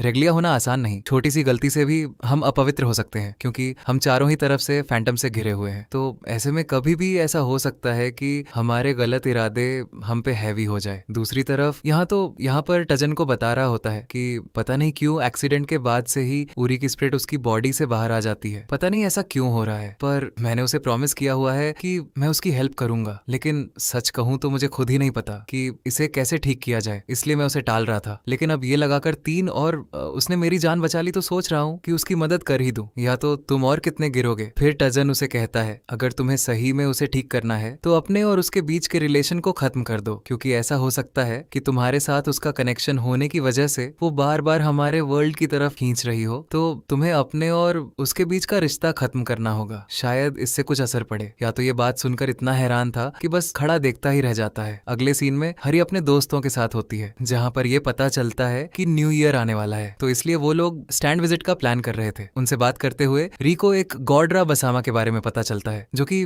आजकल काफी पॉपुलर है। अगर कोई इंसान उस गॉड को किसी ऐसे का नाम बताए जिसे वो गायब करना चाहता है तो राबुसामा उसे सच में गायब कर देता है। और वैसे ये है कौन, ये तुम्हें जल्दी पता लगेगा। जिसके बाद को फूको का घर दिखाया जाता है जहाँ पर रियुकन को पढ़ा रही होती है। दोनों ही काफी मेहनत करने में लगे थे, तो दाग को इनके लिए स्नैक्स लेकर आता है। लेकिन अंदर तो या तो बैठा स्नैक्स का इंतजार कर रहा था, तो दाग को भी उस पर अपना प्यार बरसा देता है। रात में जब यरी घर पर आती है तो उसे अपने एक फ्रेंड यामा का मैसेज आता है स्टैंड विजिट के लिए, और दूसरी तरफ अपने गॉड भाई साहब को मिला होता है एक डॉग हाउस क्लीन करने का काम। लेकिन उल्टा या तो कोई उस डॉग के घर से जलन होने लगती है क्योंकि वो घर इतना बड़ा जो है वो अंदर बैठा ही था कि उसे री का कॉल आता है जो कि आज रात या तो और यकीन को शंड विजिट पे बुला रही थी। हाँ, मैं आ जाता पर क्या करूं, आजकल काम में बहुत बिजी हूँ। चिंता मत करो, वहाँ खाने के लिए भी बहुत सारी चीजें मिलेंगी। जो सुन के दोनों ही जाने के लिए मान जाते हैं। कुछ देर बाद जब री रेडी होकर शंड विजिट के लिए जाने लगी तो पीछे एक बिल्डिंग के ऊपर सिनोरा उसे देख रही होती है। ये वही गॉड है जिसके बारे में होरी के दोस्त बात कर रहे थे कुछ देर पहले, गॉड राबुसामा। तो ये वही लड़की है जो थों के साथ रहा करती है। चलो उसे मार डालते हैं। नहीं रुको, अभी ये हमारे काफी काम आ सकती है। अगले सीन में यरी अपने दोस्तों से मिलती है जो कि बड़े मुंह से बन के आए हुए थे और उसको इतना सजा हुआ देखकर हैरान होते हैं। आज मैं तुम लोगों को अपने एक और फ्रेंड से मिलवाने वाली हूँ। अच्छा, वो एक लड़का है, मतलब इसीलिए तुम इतना सच के आई हो। जरूर तुम दोनों के बीच कुछ चल रहा होगा। अरे नहीं नहीं, ऐसा कुछ नहीं जैसा तुम लोग सोच रहे हो। जिसके बाद तीनों थोड़ा घूमते फिरते हुए स्टैंड विजिट करते हैं, पर अब तक उसे आ तो नहीं मिला था। तो योरी उसे ढूंढने लगती है और कुछ समय बाद काफी लोगों के भीड़ में आ तो उसे दिख भी जाता है। तो वो उसको बुलाने के चक्कर में उसके पीछे चली जाती है और हमेशा की तरह ही अपनी बॉडी फिर से वहीं पर छोड़ गई। दूसरी तरफ या तो इधर यकीनी के साथ भागते हुए कहीं जा रहा होता है क्योंकि उसे एक नया काम मिला है फैंटम्स को मारने का। दोनों अब ताई हुई जगह पर पहुंचते हैं जहां पर एक फैंटम्स था और या तो उसे बड़े आराम से मार देता है, लेकिन सिर्फ एक नहीं, अब उसके सामने एक साथ कई सारे फैंटम्स अपीयर होते हैं और अब इन्हें मारने के अलावा उसके पास और कोई रास्ता नहीं। तो या तो लड़ने के लिए तैयार हो जाता है और दूर से खड़ा राब वो ही सब देख रहा था। तो या तो और यूकी ने चलो देखते हैं कि आखिर तुम लोग अब क्या कर सकते हो। असल में और सारे फैंटम्स यहाँ पर राबू ने ही बुलाए थे ताकि वो याद की रियल पावर्स देख सके। इधर योरी उन दोनों को ढूंढते ढूंढते एक अलग ही जगह पर पहुंच जाती है जहाँ पर याद तो नहीं मिलता लेकिन नोरा मिल जाती है। तुम आखिर यहाँ पर क्या कर रही हो, ताकि मैं तुम्हें खत्म कर सकूं एक हाफ फैंटम को। और तभी नोरा कुछ फैंटम डॉग्स को यूरी के पीछे छोड़ देती है। उसे कुछ समझ नहीं आता कि आखिर नोरा ऐसा क्यों कर रही है और किसी तरह उन डॉग से बचते बचाते हुए भागने भागने लगती है, आखिर तुम ये सब क्यों कर रही हो? बस मैं तुम्हें पसंद नहीं करती। इसलिए उनसे बचते बचाते हुए हियोरी एक बिल्डिंग के ऊपर पहुंच जाती है, लेकिन अभी वो काफी थक चुकी थी, उसमें भागने की और हिम्मत नहीं होती। वो डॉग्स उस पर अटैक करने ही वाले थे कि सूरज उग जाता है और उसकी रोशनी की वजह से सब के सब एक साथ गायब हो जाते हैं। तो प्यारी हियोरी, अगर तुम बस इनसे ही डर गई तो मैं बता दूं कि आगे और भी बहुत कुछ होने वाला है, क्योंकि अब गॉड राबू सामा आ चुके हैं। अगर उनसे विश मांगी जाए तो राबू सामा किसी को भी खत्म कर सकते हैं, चाहे वो इंसान हो, फैंटम हो या भले ही गॉड क्यों ना हो। और असलियत तो ये है कि राबू सिर्फ और सिर्फ यातों को मारने के लिए ही फार शोर से यहाँ पर आया है। उससे ये सब बातें सुनकर योरी बहुत हैरान होती है। मेरी बात मान लो, तुम बार बार इस दुनिया में आना बंद करो। तुम्हारी वजह से या तो कमजोर पड़ता जा रहा है, दूसरी तरफ या तो यहाँ पर लगातार फैंटम्स को मारने में लगा था, लेकिन वो फिर भी खत्म ही नहीं हो रहे थे। अब और नहीं, अब हम टाइम वेस्ट नहीं कर सकते। चलो यूकी ने इसे एक बार में खत्म करे। और वो ऐसा करता भी है, एक झटके में ही उन सबको खत्म कर डालता है और सब कुछ निपट जाने पर जल्दी से भागरी के पास जाता है। तो क्या गॉड ऑफ वॉर में बस इतनी ही ताकत है, या तो तुम तो बड़े ही कमजोर निकले? कुछ देर बाद अब जब दोनों री से मिलने आते हैं तो देर से आने के लिए उससे माफी मांगते हैं। हाँ, पर लेकिन आखिर तुम हो कौन? मैं तुम्हें नहीं जानती। इसके बाद अब काफी सालों पहले का सीन दिखाया जाता है, जहाँ पर राबू और एक और गॉड दोनों ही मिलकर काफी सारा खून खराबा करके लोगों की जान ले रहे थे। उन दोनों ने ही कुछ मिनटों के अंदर ही सबको मार डाला और राबू के साथ यहाँ पर दूसरा गॉड और कोई नहीं बल्कि आतो था। अब प्रेजेंट का सीन दिखाया जाता है, जहाँ पर राबू ने गुस्से में आकर कई सारे लोगों को जान से मार डाला था। मैं अभी भी इस बात पर यकीन नहीं कर पा रहा कि या तो ऐसा बन चुका है,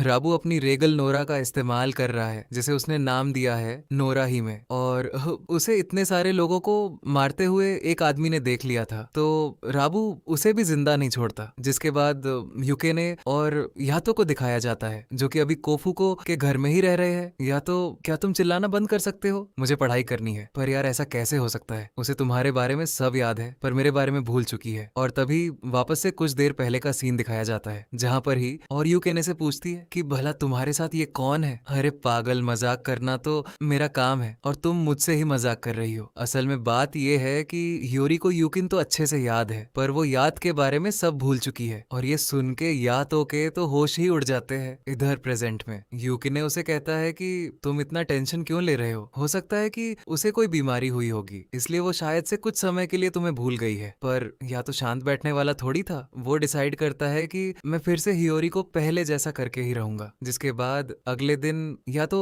यू किने के साथ हियोरी को लेकर उसी रोड पर आता है जहां वो लोग पहली बार मिले थे। तो याद है ना तुम्हें, वो दिन हम लोगों ने यहाँ पर उस बिल्ली मिलॉर्ड को देखा था और मुझे बचाने के चक्कर में तुम्हारी बस से टक्कर हो गई थी। ये देखो मिलॉर्ड कुछ ऐसी दिखती है। अरे वाह मिस्टर, या तो आपकी ड्राइंग तो बहुत ही अच्छी है। बेचारा काफी कोशिश करने में लगा होता है पर योरी को कुछ भी याद नहीं आता और वो अब घर जाने ही लगती है कि या तो उसका हाथ पकड़ के कहता है चाहे कुछ हो जाए मैं तुम्हारी मेमोरीज वापस लाके ही रहूंगा। जिसके बाद अब शाम का सीन दिखाया जाता है, जहाँ पर या तो योरी की मेमोरीज वापस लाने के लिए काफी सारी ड्राइंग्स बनाने में लग गया है और यू किन्हे से पूछता है कि क्या तुम मेरी मदद नहीं करोगे? नहीं, रहने दो, इन बेकार की ड्राइंग से भला क्या ही याद आएगा उसे, फालतू ये सब मैं नहीं कर रहा। दूसरी तरफ योरी नहाते हुए यही सोच रही होती है कि आखिर ये मिस्टर या तो है कौन और भला वो मुझे कैसे जानते हैं। इधर यहाँ काफी देर तक मेहनत करने के बाद या तो उन्हें काफी सारे ड्राइंग्स बना लिए होते हैं। चलो चले, अगर उसने ये सब देख लिया तो जरूर मैं उसे याद आ ही जाऊंगा। यूकिन एक साथ वो री के घर जा ही रहा होता है कि रास्ते में नोरा मिलती है। तो कैसे है आप गॉड? याद मुझे लगा ही था, ये सब तुमने ही किया है ना? हाँ सही कहा, मैंने ही उसकी मेमोरीज मिटा दी। वैसे भी तुम्हें भूलना तो बहुत ही आसान है और मैं चाहती हूँ कि तुम अपने असली रूप को पहचानो। याद करो कि आखिर तुम कौन थे। या तो उसकी बातों में आकर पुरानी चीजें याद करने ही लगता है, क्यों ना उसे रोक लेता है। तो इस बार तुम्हारा क्या प्लान है? उरी के साथ क्या करना चाहती हो तुम? कुछ नहीं, बस मैं चाहती हूँ कि तुम हमसे मिलने आओ। और तभी राबू वहाँ आके नोरा को एक वेपन में कन्वर्ट कर लेता है। ये क्या राबू, तुम जिंदा हो? हाँ कुछ ऐसा ही समझ लो। वैसे भी तुमसे मिले काफी समय हो चुका है। और एकदम से ही या तो पर अटैक कर देता है, दोनों के ही बीच फाइट शुरू हो जाती है। लेकिन ये साफ दिख रहा था कि या तो राबू के सामने काफी कमजोर पड़ रहा है। जरा तुम अपने आप को देखो, तुम्हारी असली ताकत ये नहीं है। याद करो खुद को, आखिर तुम थे कौन? ये सुनते ही या तो फिर से उसके बातों में ही आने लग रहा था, क्योंकि ने उसे टोक के होश में लाता है। धीरे धीरे उन दोनों की इस लड़ाई से आसपास का माहौल बदलने लगता है, जो चीज मिशा मुने और टजन भी फील कर पा रहे थे कि जरूर कुछ तो गड़बड़ हो रही है। दो इस तरफ यहाँ यूकी राबू के सामने कमजोर पड़ चुका था और ज्यादा लड़ने की उसमें ताकत नहीं बचती। तो या तो तो उसे रियल फॉर्म में वापस ले आता है। शायद तुमने सही कहा था, फरोही में ये अब वो पुराना या तो नहीं रहा जिसे मैं जानता था। दरअसल यार फरोही में वो नाम है जो राबू ने नोरा को दिया है, जिसके बाद वो भी अपने रियल फॉर्म में आ गई और या तो उसे कहती है, ये मेरा वादा है तुमसे, अगर तुमने राबू को हरा दिया तो मैं यूरी की मेमोरीज वापस कर दूंगी। और इतना कहकर दोनों ही वहां से चले जाते हैं। जिसके बाद शाम का वक्त दिखाया जाता है जहां पर कुज्माकोव के घर आया हुआ था आज जो मौसम में बदलाव हुआ था वो बताने के लिए। और जब उसे इन लोगों से पता चलता है कि ये सब राबू ने किया था तो वो कहता है कि मुझे कुछ अजीब फीलिंग आ ही रही थी, यकीन नहीं हो रहा कि वो सच में वापस आ गया। तो यूकी ने पूछता है कि आखिर ये राबू है कौन। दरअसल उसे गॉड ऑफ कैलेमिटी कहा जाता है। पहले तो वो इंसान ही था और एक जासूस के लिए काम की करता था, लोगों को जान से मारने का काम। लेकिन उसके मरने के बाद भी एक मशहूर किलर होने की वजह से उसका डर लोगों के अंदर बैठा हुआ था। शायद यही एक वजह थी कि वो गॉड बन गया, एक इविल गॉड। राबू ने लोगों के विशेष पर फैंटम्स, इंसान और यहाँ तक कि गॉड्स को भी मारा है। तो आखिर उस जैसे को यूरी से क्या लेना देना। हाँ, तुम नहीं जानते, पर राबू एक समय पर यातो का दोस्त हुआ करता था। हाँ, और मैंने तो ये तक सुना है कि उन दोनों ने साथ में जंग भी लड़ी थी। या तो दोस्त था, उसका मतलब कि उसने इंसानों की भी जान ली हुई है। हाँ, सही कहा। और ये बात मैंने यूरी को भी बताई थी, पर उसने फिर भी कभी यातो का साथ नहीं छोड़ा, क्योंकि शायद वो जानती है कि या तो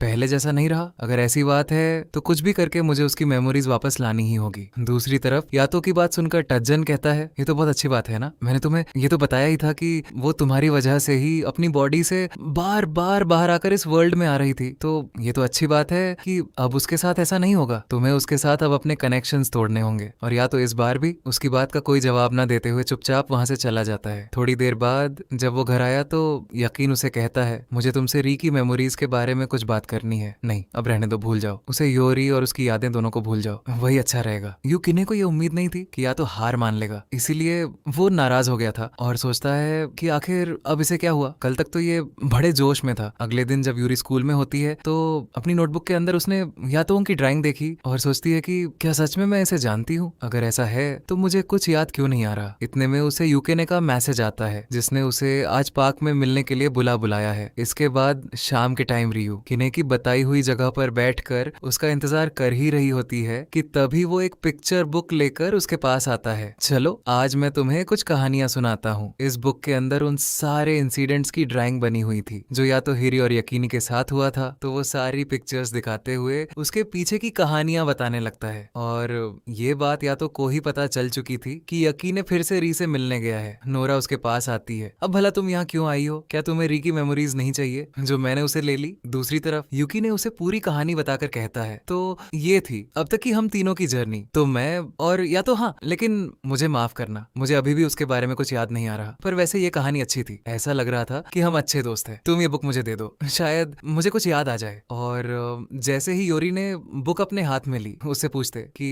आखिर आप कौन? क्या ये बुक आपकी है? मतलब कि वो अब यूकिने के बारे में भी भूल चुकी है, जिसे यूकिने बहुत हैरान होता है और बिना कुछ बोले बुक वहीं पर छोड़ के चला जाता है। और इधर यहाँ यातो को भी यूकिने के इमोशंस फील हो जाते हैं। तो वो नोरा से पूछता है कि आखिर अब तुमने क्या किया? देखो, साफ सीधी बात है, अब धीरे धीरे यूरी अपनी सारी मेमोरीज खोती जा रही है। अगर जल्दी तुम उनसे मिलने नहीं आए तो कुछ भी नहीं बचागा। रात के समय यूकिने नदी के पास बैठकर रो रहा था कि तब या तो वहां पर आता है, तुम उदास मत हो, अब हम यूरी की मेमोरीज वापस लाने जा रहे हैं, लेकिन याद रखना उससे लड़ना आसान नहीं, शायद मैं तुम्हें खो भी सकता हूँ। और यही वो लोग चाहते हैं। हाँ, लेकिन मुझे फर्क नहीं पड़ता, मैं तैयार हूँ, बस तुम खुद पर विश्वास रखो, हम जरूर जीतेंगे। दूसरी तरफ दिखाया जाता है कि यूरी यूकन की वो दी हुई बुक को अपने साथ ले आई है। अगली सुबह यूकन और या तो री से मिलने आते हैं, जहाँ वो अभी स्कूल जाने के लिए निकल रही थी। तुम चिंता मत करो, चाहे कुछ हो जाए, तुम्हारी मेमोरी से वापस लाक रहेंगे। दोनों को इस तरह देख री भी रोने लगती है, जिसका मतलब साफ था कि उसे कुछ ना कुछ याद आने लगा है। या तो और यूकिने वहां से जाने लगते हैं, जो यूरी को अच्छा नहीं लगता, और वह उन्हें रोकने की कोशिश में फिर से अपनी बॉडी से बाहर आ जाती है। इधर यहाँ राबू अपने श्राइन के पास खड़ा याद का इंतजार कर रहा होता है। जी हाँ, ये राबू का ही श्राइन है। एक ऐसा भी टाइम था जब यहाँ पर ढेर सारे लोग अपने विश मांगने आया करते थे, लेकिन अभी के टाइम पर ये खंडहर जैसी जगह बन चुकी है। तो जहाँ हमारा जन्म हुआ वही अंत भी होगा, सही कहा ना? या तो और थोड़ी देर बाद या तो भी आ जाता है, जहाँ यूरी की स्पिरिट भी उसके साथ आ गई थी। अरे यार, भला तुम मेरे साथ यहाँ कैसे आ गई? तुमने अपनी बॉडी कहाँ छोड़ दी? लेकिन री को अभी भी कुछ याद नहीं होता। अपनी पूंछ देख के ही वो हैरान होती है कि भला ये क्या चीज है। तो आखिरकार मेरे दोस्त तुम आ ही गए चलो, तो एक बार फिर तैयार हो जाओ। या तो योरी को दूर जाने के लिए कह के यूकन के साथ उसे लड़ने के लिए आगे बढ़ता है, पर अभी जैसा कि तुम लोग देख ही सकते हो कि राबू या तो से ज्यादा स्ट्रांग है और उसके अटैक को डॉज करते हुए या तो को एक वाटर बबल में ट्रैप कर देता है। क्या बकवास है, मैं जिस यातों को जानता था वो अभी तक नहीं लौटा। नहीं यार, मैं फंस नहीं सकता, ऐसे तो मैं सांस भी नहीं ले पाऊंगा। पर तबरी वहां आके उसे बबल से बाहर निकाल लेती है। तुम पागल हो क्या, यहाँ क्यों आई? दूर रहने के लिए बोला था ना मैंने, पर चलो कोई बात नहीं, जान बचाने के लिए शुक्रिया। और अब दूर ही रहना तुम। या तो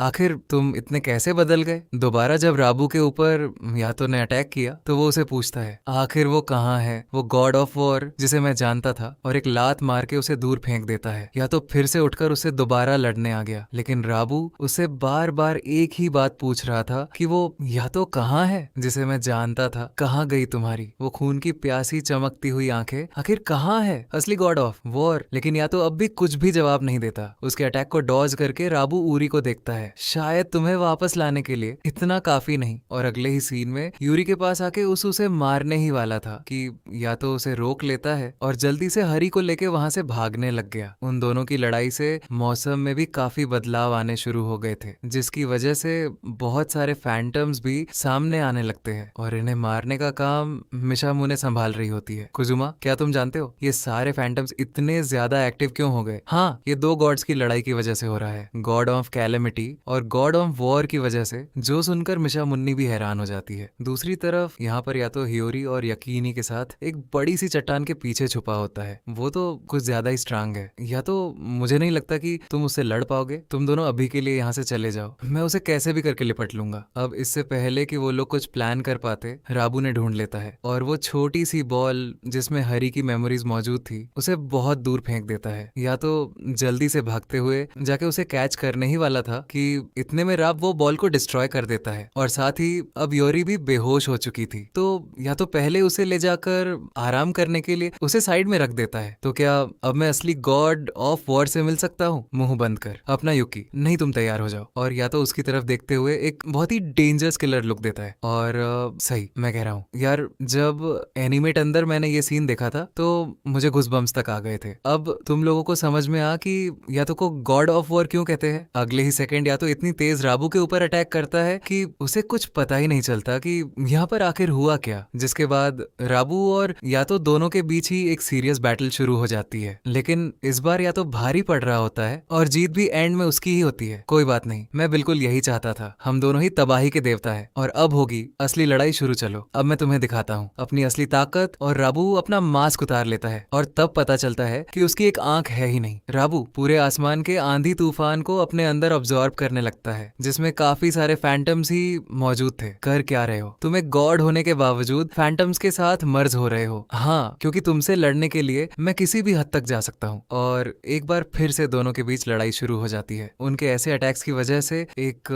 बड़ी सी चट्टान करट के हिरी के ऊपर गिरने लगती है, जो या तो देख लेता है और जल्दी से उसे बचाने के लिए जाने ही लगा कि राबू मौका देखते ही दोनों के ऊपर अटैक कर देता है। थोड़ी देर बाद जब आसपास की धूल हटी तो दिखाया जाता है कि या तो ने हरी को बचा लिया और सारी चट्टानें उसके ऊपर ही गिर रही हैं। दूसरी तरफ हरी अपने माइंड के अंदर खुद से पूछ रही होती है कि आखिर मैं कौन हूँ, कहाँ हूँ और कुछ याद क्यों नहीं आ रहा। मुझे ये कैसी महक है, मैं शादी से जानती हूँ गॉड, या तो क्या ये तुम हो? और जब उसने आंखें खोली तो देखती है कि या तो उसके पास बैठा रो रहा है। यूरी उसके गाल पर हाथ रखते हुए कहती है शांत हो जाओ, अब मैं आ चुकी हूँ। या तो ये देख के इतना खुश होता है कि उसे गले से लगा लेता है, लेकिन जोश में आके बेचारा उसे कुछ ज्यादा ही चिपकने लग जाता है। तो योरी उसे एक जोर का लात मार के दूर करती है। नामुमकिन, इसने मेरे स्पेल को कैसे तोड़ दिया? ऐसा तो हो नहीं सकता, मुझे कोई फर्क नहीं पड़ता, अब मैं पहले इसे ही खत्म करूंगा। या तो उसे सब बता ही रहा होता है कि वो यहाँ पर आई कैसे, कि इतने में राब हियोरी को ही खींच लेता है। आखिर बात क्या है? या तो तुम पहले जैसे क्यों नहीं हो पा रहे? भूल गए तुम हम कैसे गॉड्स हुआ करते थे? हम लोगों की लालच से भरी पूरी छौपड़ जीते थे। चुप रहो, वो हमारा पास्ट था जिससे आप मुझे कोई फर्क नहीं पड़ता। मैं वो सब भूल चुका हूँ और तुम भी भूल जाओ, योरी को छोड़ दो। तो ऐसा है, सारी फसाद की जड़ी लड़की ही है, ठीक है? या तो अब तुम्हें वापस लाने के लिए मैं इसकी बलि देने जा रहा हूँ। लेकिन इससे पहले कि वो कुछ भी ऐसा करता, या तो एक बहुत ही पावरफुल अटैक करता है जिससे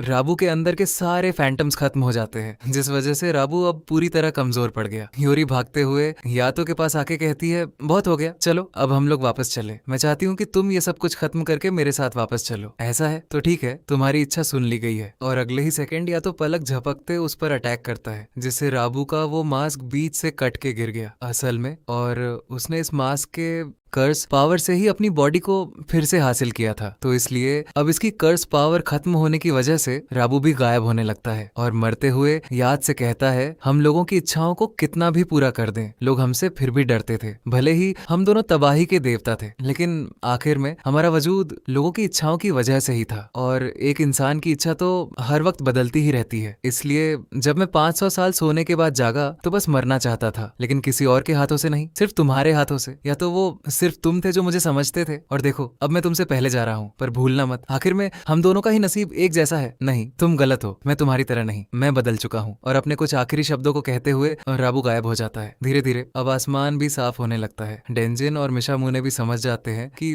जरूर किसी गॉड का अंत हुआ है। जिसके बाद शाम के वक्त नोरा को दिखाया जाता है, जो कि उस टूटे हुए मास्क को उठाते हुए कहती है, मेरा यह तरीका तो फेल हो गया, अब मुझे अपने फादर से ही बात करनी होगी। दूसरी तरफ जब तीनों घर जा रहे होते हैं तो यूकी ने यूरी से पूछता है कि आखिर ये सब हुआ कैसे, तुम्हारी याददाश्त वापस कैसे आ गई। यूरी ये कहने वाली थी कि ये सब या तो कि मैक की वजह से हुआ, मुझे वो काफी पसंद है, लेकिन तभी शर्माते हुए टॉपिक चेंज कर देती है। देखो यूरी, अगर तुम्हें सच में ठीक होना है तो तुम्हें हमारे साथ के सारे कनेक्शंस तोड़ने होंगे, हमें भूलना होगा, तभी तुम नॉर्मल दुनिया में इंसानों की तरह रह पाओगी। नहीं, मैं ऐसे ही ठीक हूँ, मुझे कोई कनेक्शंस नहीं तोड़ने। और ये बात जब कोफू को पता चलती है तो उसका शक यकीन बदल जाता है कि जरूर री और याद के बीच कुछ ना कुछ चल रहा है। देखो, मुझे नहीं पता कि इसने ऐसा डिसीजन क्यों लिया, पता नहीं इसके पीछे कोई वजह है भी या नहीं। नहीं, ऐसा नहीं है, वजह है, मैं तुम लोगों के साथ रहना चाहती हूँ हमेशा हमेशा के लिए, पर वो तुम हो जो मेरे साथ सारे कनेक्शंस तोड़ना चाहते हो। और ये सब सुना कोफू को और दगो को बड़े खुश होते हैं कि फाइनली इसने कह ही दिया। या तो भी शर्मा गया था, तो अपना हाथ उसकी तरफ बढ़ाते हुए कहता है, तुम्हें 5 ना देने होंगे ताकि मैं तुम्हारी ये विश पूरी कर सकूं। और यूरी खुशी खुशी उसे दे भी देती है। कॉइन की बात कर रहा हूँ मैं, कुछ और मत समझ लेना। तो ठीक है वर्ड्स, तुम्हारी ये पुकार सुन ली गई है। और यार इसी के साथ नोरा